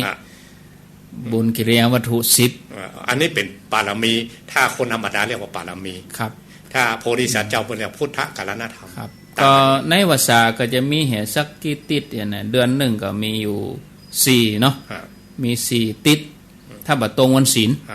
ถ้าตรงวันศีลก็เป็นว่ายกเลิกไปมี2หมวดนะบุญกิริยาวัตถุ10ก็มีนะบารมี10ก็มี2อย่างนี้คือถ้าว่าโดยรวมๆคืออันเดียวกันนั่นน่ะว่าเหตุที่ทำให้เป็นบุญเป็นกุศลเป็นบารมีเป็นตัวคัดเกลาจิตใจให้ผ่องใสยังบ่ได้เฮาก็พูดละ3เนาะพูดละ3หรืออันใดที่มีเรื่องราวมีชาดกยกมาเทียบเคียงได้ก็อาจจะได้เรื่องเดียวโพธิสัตว์เจ้าเพิ่นทำอย่างพ่อนักเหมือนกันนะกึดคอยนะเป็นตัวอย่างครับจะได้เรื่องเดียวก็ได้บางทีอาจจะไปสอดคล้องกับสิ่งที่โยมปฏิบัติก็ได้ที่จริงโยมปฏิบัติผมว่าบางท่านนี่เกินกึ่งบุญกิริยาวัตถุเนี่ยเนาะแต่โยมเปิ้นบอกฮู้ว่าเปิ้นปฏิบัติข้อไหนอ่ะที่จริงปฏิบัติอยู่แล้วอนุโมทนาสาธุนี่ก็แม่นนะน่ากะโอ้ยินดีตัวเนอะอย่าปัตตานุโมทนาสาธุอย่างนั้นข้อสุดท้ายคือความหันถูกก็แม่นนะนั่นน่ะใบยาหัดจะไม่ก็อย่างกะหมู่เนี่ยเนาะคนขวายในกิจการทำงานให้ส่วนรวมเนี่ยทำความหันให้ถูกต้องอย่างแต่เขาไม่ได้อธิบายโดยขยายความครับ2หมวดนี้ไปด้วยกันนะ20ข้อกู้กันเลยเนาะไปกู้กันไปเอาน้ำบ่อหลวงธรรมจักรเนี่ยอย่างว่าถึง2กรรมอายะเมวะอริโยอันนี้เขาบ่ได้เรียนบาลีมาเนาะต้องเรียนต้องถามครูบาอาจารย์ที่เรียนแปลออกมาตัวแต่ถ้าว่าโดยรวมว่า2อย่างน่ะคือ กามะสุขานิการนิโยกเนี่ยบังคับไปแล้วก็บำเพ็ญตนโดยเปล่าประโยชน์กับบังคับไปคือพระองค์ว่าจี้เอาอย่างนี้เอาอย่างนี้เอาอย่างนี้อันนี้คืออะไรอย่างมันจะต่าง8 เส้นเหมือนกันนะครับเหมือนกับเจือกใส่เกี่ยวด้วยกันเกี่ยวมันมีเปียก8ครับฟันเกี่ยวด้วยกันครับคือมันมีองค์ประกอบอยู่8แต่มันเป็นเจือกเส้นเดียวครับถ้าบอกครบองค์ประกอบนี้ก็บอกเป็นมากเลยครับอ๋อครับบอกเป็นอริยสัจขาดอันใดหนึ่งก็บ่ได้มันต้ององค์ประกอบนี้ต้องครบครับเอาอุปมาง่ายๆแบบเปิ้นแกงอ่ะถ้าบอกครบส่วนประกอบของแกงบะลำชาติก็บ่ดีต้องบักกลมมันจะบักกลมกล่อมหรือสารเคมีอย่างบางอย่างที่เปิ้นผสมกันนะถ้าบอกครบองค์ประกอบขาดอันใดหนึ่งไปบ่ได้ผลต้องมีองค์ประกอบครบครับอันนี้จะตัดกิเลสเหมือนกันต้องมีองค์ประกอบนี้ครบเลยครับมันก็จี้ไปเลยว่าอย่างอีกอย่างอีกครับแต่ถ้าจะให้หลักศัพท์จริงๆต้องถามอาจารย์ท่านมาให้ที่เปิ้นเรียนหลักภาษามาแต่อันนี้เขาอู้แบบแม่ไปแล้วรวมอู้โดยความหมายครับก็ในการอู้ภาษานี่โดย2อย่างนะโดยแปลนะครับแปลโดยอัดอย่างเขาพออู้กันเนี่ยโดยพยัญชนะต้องอาจารย์มาหาครับที่เปิ้นเรียนมาโดยตรงยกมาเป็นตัวเป็นตีนเลยเนาะแล้วอันนี้มันเป็นธาตุมันเป็นอย่างไรครับมันถึงจะจากไหนเราเห็นเป็นการประกอบเป็นตัวอักษรตัวนี้ครับเพราะเขาว่าไปเลยไปได้นะได้ตัวครูบาอาจารย์ที่เปิ้นเรียนมาโดยตรงครับแต่อู้โดยอัฏฐะนี่มันแม่หรอกได้แม่ปอให้โยมเข้าใจว่าต่างเส้นแรกเกี่ยวข้องกับกรรมคุณในพระองค์บอกคือเตียวละเหียต่างที่บำเพ็ญตนโดยเปล่าประโยชน์มาคือไปคือเอาอย่างนี้เนี่ยมันก็จี้คือเอาอย่างนี้คือเดินทางนี้ครับมาฟังเวลาเราฟังบท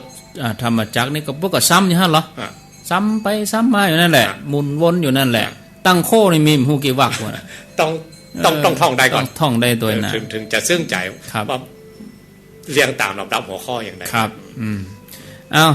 ยอดพระกันไปฏิบกพระไตรปิฎกยอดพระกันไตรปิฎกโยมสวดได้ก็ได้เป็นธรรมานุสติครับที่ครูบาอาจารย์เพิ่นเรียบเรียงมาเป็นวะยับอันนั้นมายับอันนี้มาหลายติแต่ว่าครูบาอาจารย์ที่เพิ่นเป็นมหาเพิ่นบอกว่ามันบรรลุบรรทุกหลักภาษาเพิ่นมาครับแต่ถ้าท่องเป็นธรรมานุสติได้ท่องได้ จะไปถือว่ากุลนักกุลอย่างนี้มันจะเป็นอย่างที่เขาเคยอู้ก่อนว่าเป็นภักขวาภักขวือไปขึ้นเอาคนเดียวเนาะ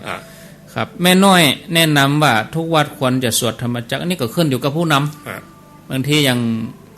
โยมจะเนี่ยตู้หลวงมือก็จบข่าวตู้หลวงจะเนี่ยแล้วโยมแบบมาช่วยสวดก็จบข่าวก็แล้วแต่สถานที่แต่ถ้าอย่างโยมเองเขาสวดที่บ้านก็ได้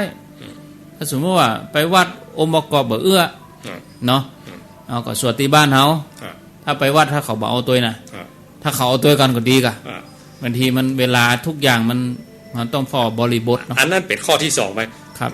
ข้อแรกที่เวียนเทียนเนี่ยเขาทุกเจ้าเขาต้องนำแน่นอนต้องทำวันนั้น3วันเนี่ยอาสาฬหะวิสาขะมะคะทุกเจ้าขาดวันนั้นจบข่าวจบเลยทุกหลวงไม่ไหนรับพูดนี่นะ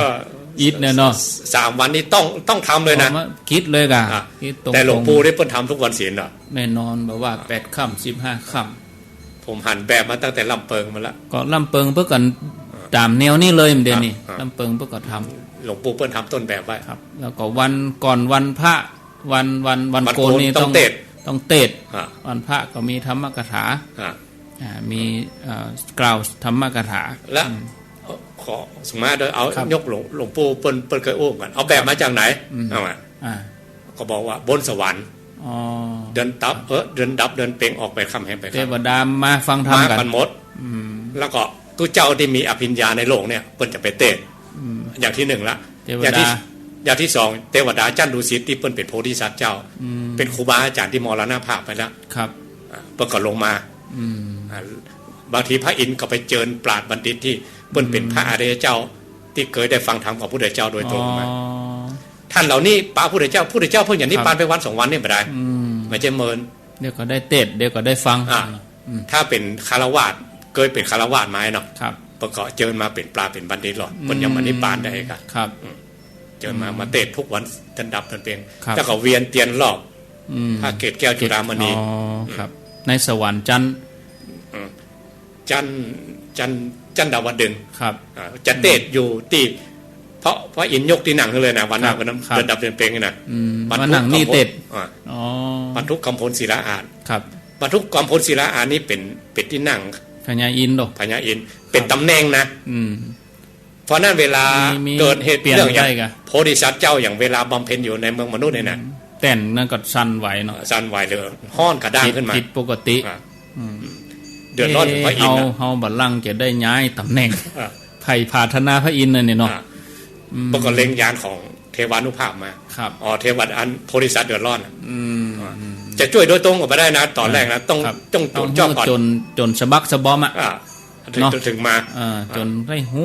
เผ็ดหูเค็มเต็มที่เนาะบางทีน้องตายเหมือนกันนะเนาะโพธิสัตว์เนี่ยอย่างโพธิสัตว์เพื่ออย่างจัดสุธาพระเวสสันดรเนาะจะไปบำเพ็ญที่ป่าเขาวงโกฏอ่ะพระอินทร์ก็สั่งเพื่อนวิษณุมาเพราะว่าแต่นเพิ่นห้อนนั่งมาได้ละ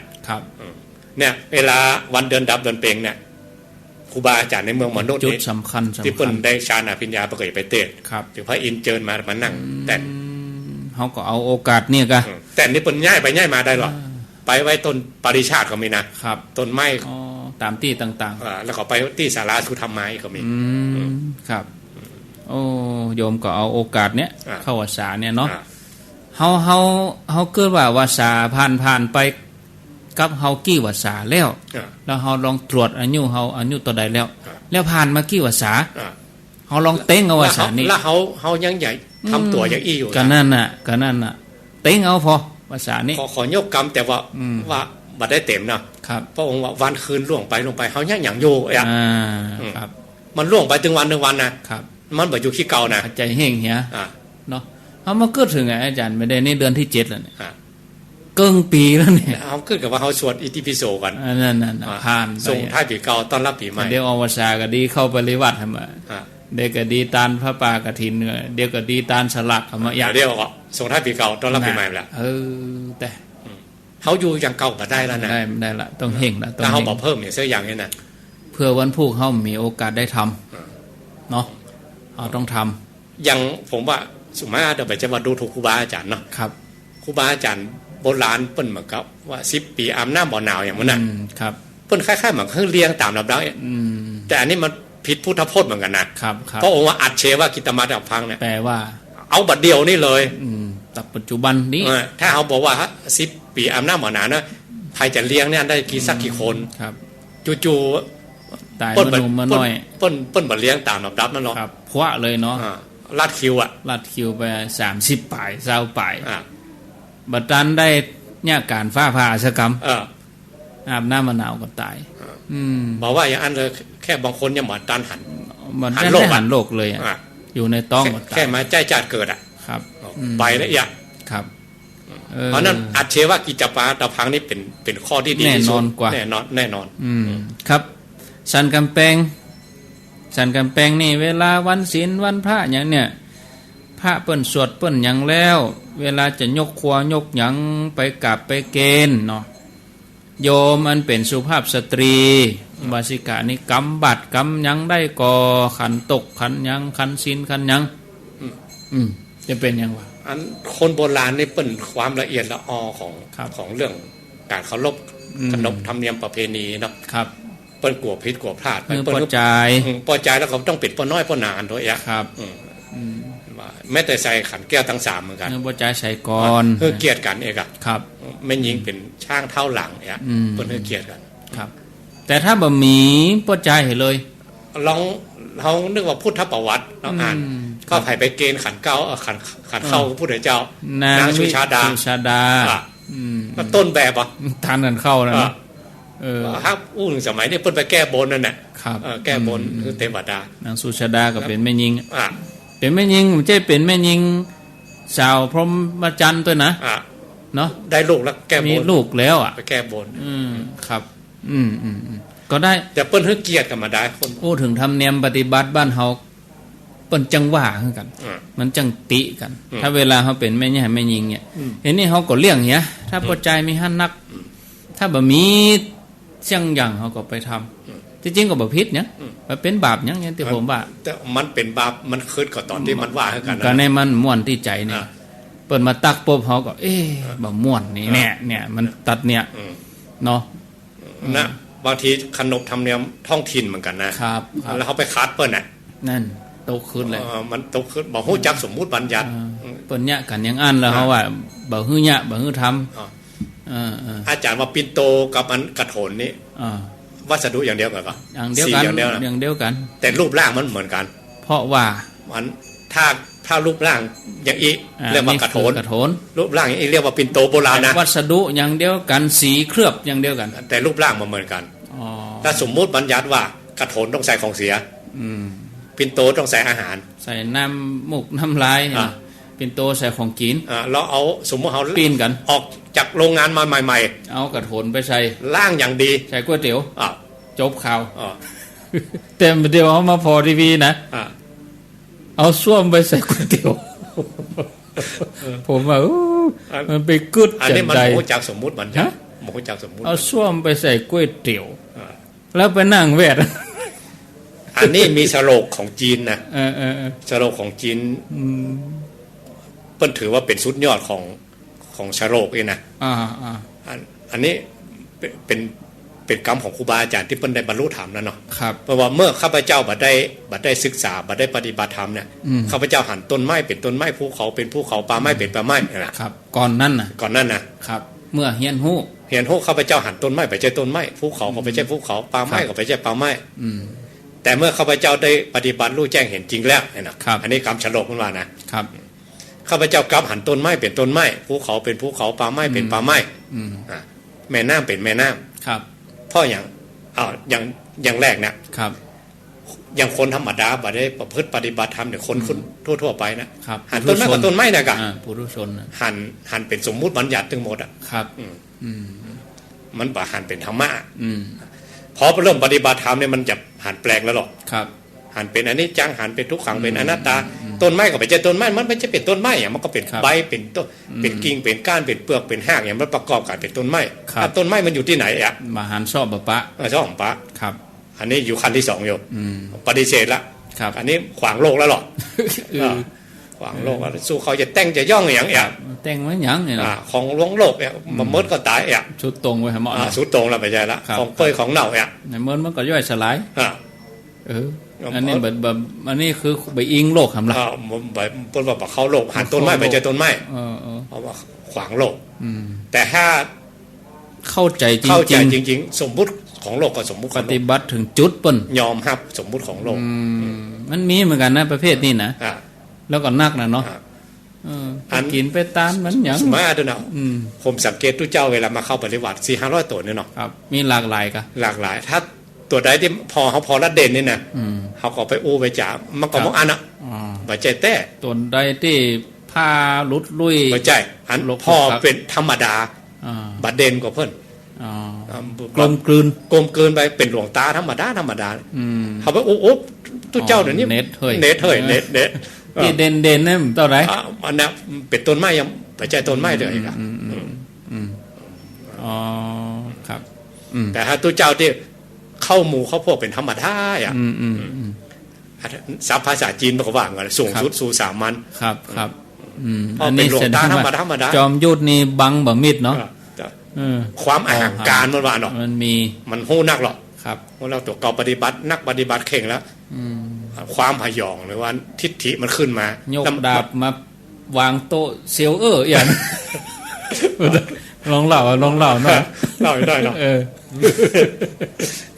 หลากดาบมาขลังอย่างไปเฮียนสำนักเปิ้นเฮียน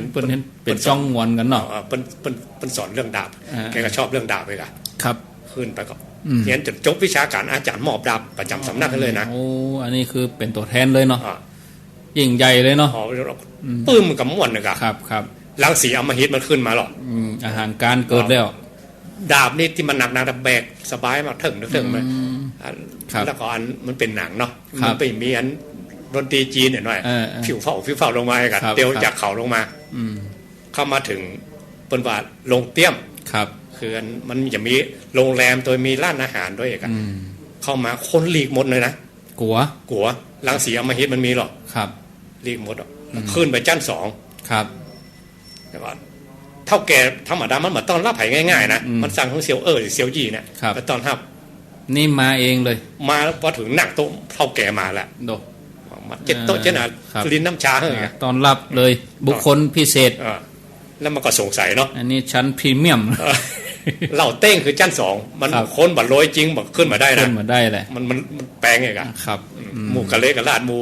งูดินเจ้าถิ่นมันต้องอยู่ตั้งโดมหมดครับหมู่ลอยโรงแรม5 ดาวไงเนาะจะห้องอาหารชั้นพิเศษเนี่ยครับชั้นพรีเมียมมันต้องขึ้นนั่นหน่อยแล้วมันก็สงสัยว่าเต้าแก่อย่างมาต้อนรับมันคนเดียวคนอื่นก็เรียกไปเต้าแก่ว่าหมู่นั่นหมู่ดินเจ้าถิ่นหมู่กะเล็กกะลาดถ้าท่านแบบเป็นเจ้าสำนักก็เป็นเป็นนั้นกงจื้อรัศมีเป่งปังมาเลยมาเลยเอกมาต้อนพอมันได้ยินตัวอย่างดาบอ่อนเลยชำระเงินเท่าแก่ก็นึกกำลังที่มันพยองมาจะมันยกดาบแบบเป้ล่ะลากไปละแบกมาเลยลากแบกต้องลากปิกไปเห็นในสำนักของ10 ปีครับเก่งเหลือเก่าบอกหุ้นสกีเต่าวะครับคราวนี้มันก็ปิกมามาเข้าโรงแรมเนี่ยมูน่าก็เฮฮากันเหมือนเดิมนะมาหูจักมาหูไผ่บอกไผ่ปรีขึ้นสักคนเหมือนทนธรรมดาถ้าขึ้นไปบนชั้น2เท่าแก่กับไปต้องรับพ่อมันเดี๋ยวเลยเฉยแล้วเหตุใดมันเก่งเหลือเก่าอันเนี้ยภาษาจีนเรื่องเนี้ยครับเขาเรียกว่าสูงสุดสู่สามัญต้องบังให้มิดเนาะครับเอ้าโอ้เดี๋ยวจะบ่ได้40แล้วนะโอ้ขัวมงสารปีอันนี้อู้เรื่องสมมุติบัญญัติเนาะสมมุติบัญญัติเรื่องยกขันเข้าเนี่ยก็ถ้ามีความตั้งใจแต่ก็บ่เป็นบาปเป็นกรรมยังแต่เขาก็ต้องพอบริบทสังคมเนาะเอ้าศีลกับวินัยอย่างเกิดก่อนขัวมงสารปีนี่แล้วแต่ให้มองมุมไหนเหมือนเหรียญ2 ด้านมานะครับบางคนยกวินัยขึ้นมาก่อนวินัยยะนี่แปลว่านำออกหรอกนำความชั่วทั้งหลายออกถ้าศีลบางศีลนั้นมันเป็นไม่ศีล2 ชั้นนะครับศีลบัญญัติก็มีศีลบัญญัติอย่างศีล5ศีล8ศีล227ครับศีลปรมัตถ์ศีลปรมัตถ์ที่ศีลขัดเกลาสูงขึ้นไปครับแค่เขาสำรวมกายวาจาก็ได้แล้วอันนี้ก็ได้ละครับอันนั้นเขาจะว่าเอาศีลขึ้นก่อนอีกก็ได้เอาวินัยขึ้นก่อนก็ได้เขาแล้วเขาจะมองครับเขาจะมองมุมใดเอกเอาจังเขียนไปอย่างเวเนาะเดี๋ยวประพันธ์เตี้ยอย่างเลขเก้าเนี่ยปีนไปเป็นเลข6เนี่ยอย่างพอพาพูดมานะครับนี่เป็นเลข6เขาอยู่พาเพ่เป็นเลข9ครับแม่นแล้วก็อันเดียวกันนั่นเขาเขียนอย่างเดียวกันแล้วมองพอคนละมุมอันใดก็ได้เถียงกันสุดปีนนะได้อ่ะได้อย่าให้ไผมาตัดสินถ้ามีพระพุทธเจ้าอยู่มีพระอุบาลีอยู่เนี่ยเรียกวินีตวัตถุแปลว่าเรื่องราวที่วินิจฉัยแล้วนะครับเพราะนั้นเวลาตั้งคำถามแบบนี้เปิ้นว่าคำถามแบบไก่กับไข่เนี่ยพอเขาตอบไปอย่างนี้ผมได้ยินอาจารย์องค์นี้เป็นไหวองค์นั้นไหวอันไหนถ้าตอบไปอันองค์นี้ไหวอีไหนจะแย่งกันเพราะนั้นไผ่จะพองแง่มุมใดจากมุมใดว่าแล้วแต่มุมมองครับถูกทั้ง2 อย่างครับจะเอาอันวินัยขึ้นก่อนก็ได้เอาศีลขึ้นก่อนก็ได้ครับเอาแล้วแต่เขาจะมองในมุมใดยอมว่าระหว่างนั่งสมาธิกับกรรมฐานเนี่ยได้ยินท่านอาจารย์พระครูว่าศิษย์ต้องมีครูเนี่ยเขาต้องมีครูไปทุกอย่างเลยอะแตกต่างต้องมีครูมันต้องมีแตกต่างกันอย่างไรเพราะว่าขั้นสุดท้ายของที่สัตว์โลกตะวันละตั้งหลายที่ข้ามโอคาวัตตาสงสารเนี่ยครับแต่เวลาโคตรภูแปลว่ามาคับถ้าเป็นน้ำเหมืองไงเนาะครับถ้าโคตรภูนี่กลางยาวเขาย่างก้าวไปนะครับโพธิสัตว์เจ้าเหนือย่างก้าวเปิ้นไปหันแล้วเปิ้นปีกหยาครับเปิ้นมาไปสักกรรมแต่ว่าถ้าสัตว์โลกตัวอื่นเนี่ยเพราะอย่างย่างก้าวเข้าไปนะกำลังเขาบอกแป้ครับมันโลกวัฏฏะสงสารมันบักขาดต้องอ้างเอาคุณครูบาอาจารย์อ้างเอาคุณพระรัตนตรัยเป็นที่ตั้งก่อนเนี่ยมันจะสำคัญตอนเนี้ยเพราะอย่างพ่อเฮาก็คือมันก็คือเฮามันบัดตายหรือมันบักขาดครับถ้าตามหลักภาษากรรมฐานมันว่าต้องตายก่อนตายมันจะมิ่งไปเลยอ่ะมันมิ่งมันดับพึบลงไปครับตอนที่มันจะมิ่งมันจะโหยหวนมันจะเสียดายมันจะอะไรในโลกเนี่ยครับอัน ถ้าบ่มีครูบาอาจารย์ศิษย์บ่มีครูหรือเขาบ่อ้างเอาคุณครูบาอาจารย์มาเนี่ยมันจะบ่ขาดมันจะบ่ปูดเพราะว่ากำลังเขาบ่แป้ครับถ้าอย่างอื่นเรื่องโลกนี่ได้กะแต่เรื่องกรรมฐานเนี่ยมาได้เรื่องก่อนที่จะข้ามไปเนี่ยครับต้องอ้างเอาคุณครูบาอาจารย์อ้างเอาคุณพระรัตนตรัยเป็นที่ตั้งที่ระลึกก่อนครับมันปุ๊ดก็ปุ๊ดเลยเอกอะปุ๊ดแต่ถ้าเขามาอ้างเอาคุณครูบาอาจารย์มาอ้างเอาคุณพระรัตนตรัยเนี่ยเยื่อใยมันมีมันแบบปุ๊ดอันก็เขาก็ปฏิบัติไปสเปะสปะเนาะบ่มีครูบาอาจารย์แต่นี่ถ้านั่งแต่สมาธิมันก็ได้เพียงแค่ความสงบอย่างเดียวนั่งปุ๊บก็สงบตัวนั้นโยมถามคำถามหลายคำถามเนาะปฏิบัติสมถะวิปัสสนาก็มีครับแล้วก็สมาธิกับวิปัสสนานี่ก็มีมันมีหลายข้อครับถ้ากรรมฐานว่าเขาปฏิบัติบางคนเริ่มจากวิปัสสนาโดยตรงนี่ก็มีนะครับถ้าสำเร็จธรรมของพระองค์เรียกว่าสุขวิปัสสโกคือถ้าตามซับที่เปิดปฏิบัติมันเรียกว่าพระอรหันต์แห่งแรกครับคือหมดจดจากกิเลสเครื่องเศร้าหมองทั้งหลายทั้งปวงหมดละแต่ว่าอภิญญาทั้งหลายบ่เกิดครับเพราะว่าหมดแต่กิเลสแต่ถ้าได้ฝึกสมถะมาก่อนครับพอปฏิบัติถ้าได้สำเร็จธรรมของพุทธเจ้าหูทิพตาทิพอภิญญาอย่างเกิดครับหรือบางคนเปิ้นสร้างบารมีมาอย่างเยี่ยมยอดในโลกวัฏสงสารมายาวนานเนี่ยครับพอได้สำเร็จธรรมของพุทธเจ้ามูลนั่นมาเลยทั้งที่บัดได้ฝึกนะแต่ของเก่าเปิ้นมาเองมีหลายอย่างครับแสดงว่าของเก่าที่เปิ้นก็รอจังหวะเอาอย่างพระจุลบรรทกมาโป๊กจะท่องอย่างก็ยังบ่ได้นะแม่นนะ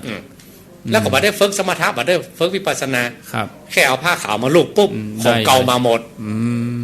แล้วมาฝึกมาตอนใดอภิญญาญาณต่างๆครับในเราไม่ทนได้เป็นปานคนบนทั้งที่ตัวเก่าบัดได้ฝึกแต่ว่าของเก่าเพิ่นมีครับแต่ถ้าจะแน่นอนถ้าอย่างแน่นอนว่าถ้าบางคนบอกว่าถ้าฝึกวิปัสสนาโดยตรงทั้งหมดจนเปิ้นมายอมเพราะว่าต้องมีหูทิพตาทิพแล้วเลิกชาติตัวเก่าว่าตัวเก่าเป็นไผ่มาจากไหนก็ไปฝึกสมถะก่อนครับเอาสมถะเป็นบาทรองรับเราไปฝึกวิปัสสนาทีหลังพอได้2อย่างนี้ก็เป็นพระอรหันต์แบบประเภทมีอภิญญาครับอันนี้สมบูรณ์เนาะสมบูรณ์อ้าวต่อไปจะไปคมกันนะครับบางคนเปิ้นชอบวิปัสสนาลดตั้งนั้นไปตั้งนั้นไปบางคนเปิ้นหมายอย่างนั้นเปิ้นชอบสมาธิอย่างพุทธเจ้าเขาเนี่ยเหตุใดพุทธเจ้ายังจะไปหวังน้ำบ่อหน้ายังมาเอาบ่เดียวเนี่ยเดียวนี่ดีกว่าพุทธเจ้าทีปังกะละยังบ่ขาดพยากรณ์เลยครับหรือยังอสีติมหาสาวกผู้ใหญ่เนี่ยเจอพุทธเจ้าชื่อว่าปทุมมุตตรสัมมาสัมพุทธเจ้าท่านมหาสาวกทั้งหลายนี่ปรารถนาตอนหน้าพุทธเจ้านะพุทธเจ้าก็บ่ขาดจากเป็นนี่ก็เป็นได้เลยไปเลยเอาอีกแสนกับไปข้างหน้าเอาไปเอาเลยแต่ก็ต้องปั่มเป่งนะก็ถ้าอู้เนี่ยแหมหอมนึงนะครับอย่ามาหวังหน้าบ่อหน้าบัดเดียวนี่ยังมาเอาก็ป้นมาเอาครับก็ใจใหญ่ครับที่ว่าเป็นขุนพลของพุทธเจ้าอันนี้เหมือนกันบางคนเพิ่นชอบวิปัสสนาเพิ่นก็ฝึกวิปัสสนาไปอย่างเพิ่นมาฝึกสมถะเพิ่นก็เอาบางคนปรารถนาอาสีติมหาสาวกเขาไปฮู้ได้ว่าเพิ่นปรารถนาบางคนปรารถนาเป็นพระปัจเจกพุทธเจ้าบางทีพุทธเป็นโพธิสัตว์เจ้ามาเขาไปฮู้เพิ่นแน่เปิ้นจะบำเพ็ญสมถะของเปิ้นก็แตกต่างกันนี้แล้วเขาบอกว่าจะไปหวังเดินทางโลกวัฏสงสารอย่างบัดเดียวเนี่ยต้องจบกันบัดเดียวเนี่ยมันได้ครับเนาะก็เปิ้นจะพาเขาไปตัดกอมสินเปียงกับโพธิสัตว์เจ้าจะเป็นบ้าเหมือนกันนะครับนั่นถ้าเปิ้นฝึกอย่างไหนก็เอาตามนั้นไปเปิ้นจะมีวาสนาต่อกันหรอกครับบางตนเปิ้นชอบวิปัสสนาเพื่อที่ไปวิปัสสนาที่เกื้อกันเนาะถ้าสอนสมถะหรือเอาละจะเอาเสียเวลาอ๋ออีกก็มีครับอ้าวข้างแถม12 นาทีข้างแถม246สายแต่ก็คำถามก็พอจะอธิบายได้ถ้าบ่เสี่ยงก็ยกไปพูดหน้าเนาะยกไปพูดหน้าอันนี้ใส่เข้าบะใส่เข้าพระใส่เข้าพระตึงวันนี่อยู่หานแก้วหางดงวันใดวันหนึ่งเฮาบ่ได้ใส่ก็เป็นหยังกะมันเสียสัจจะไปถ้าเฮาบ่ได้สร้างสัจจะนะมันติดธุระตั้งอื่นไปเพราะว่านั้นถ้าเฮาต้องฮู้ตัวเก่าหรอกเฮาถ้าจะไปก็ใส่เสียก่อน เนาะ ถ้าเขาตั้งสัจจะไว้จะไปขาดเขาจะได้บารมีสัจจะนะขาดไปเหวันขาดไปวันถ้าขาดมันเสียสัจจะไปวันเดียวก็สินั่นน่ะแต่เขาบ่จ้างสัจจะเขาก็ได้บูชาคุณน่ะเขาจะได้ถึงวันเองครับใส่ไปเนาะขาดไปก็ขาดเรื่องบูชาคุณไปครับแต่ถ้าเขาขาดเขาจะเสียสัจจะถ้าเขาตั้งสัจจะไว้ครับ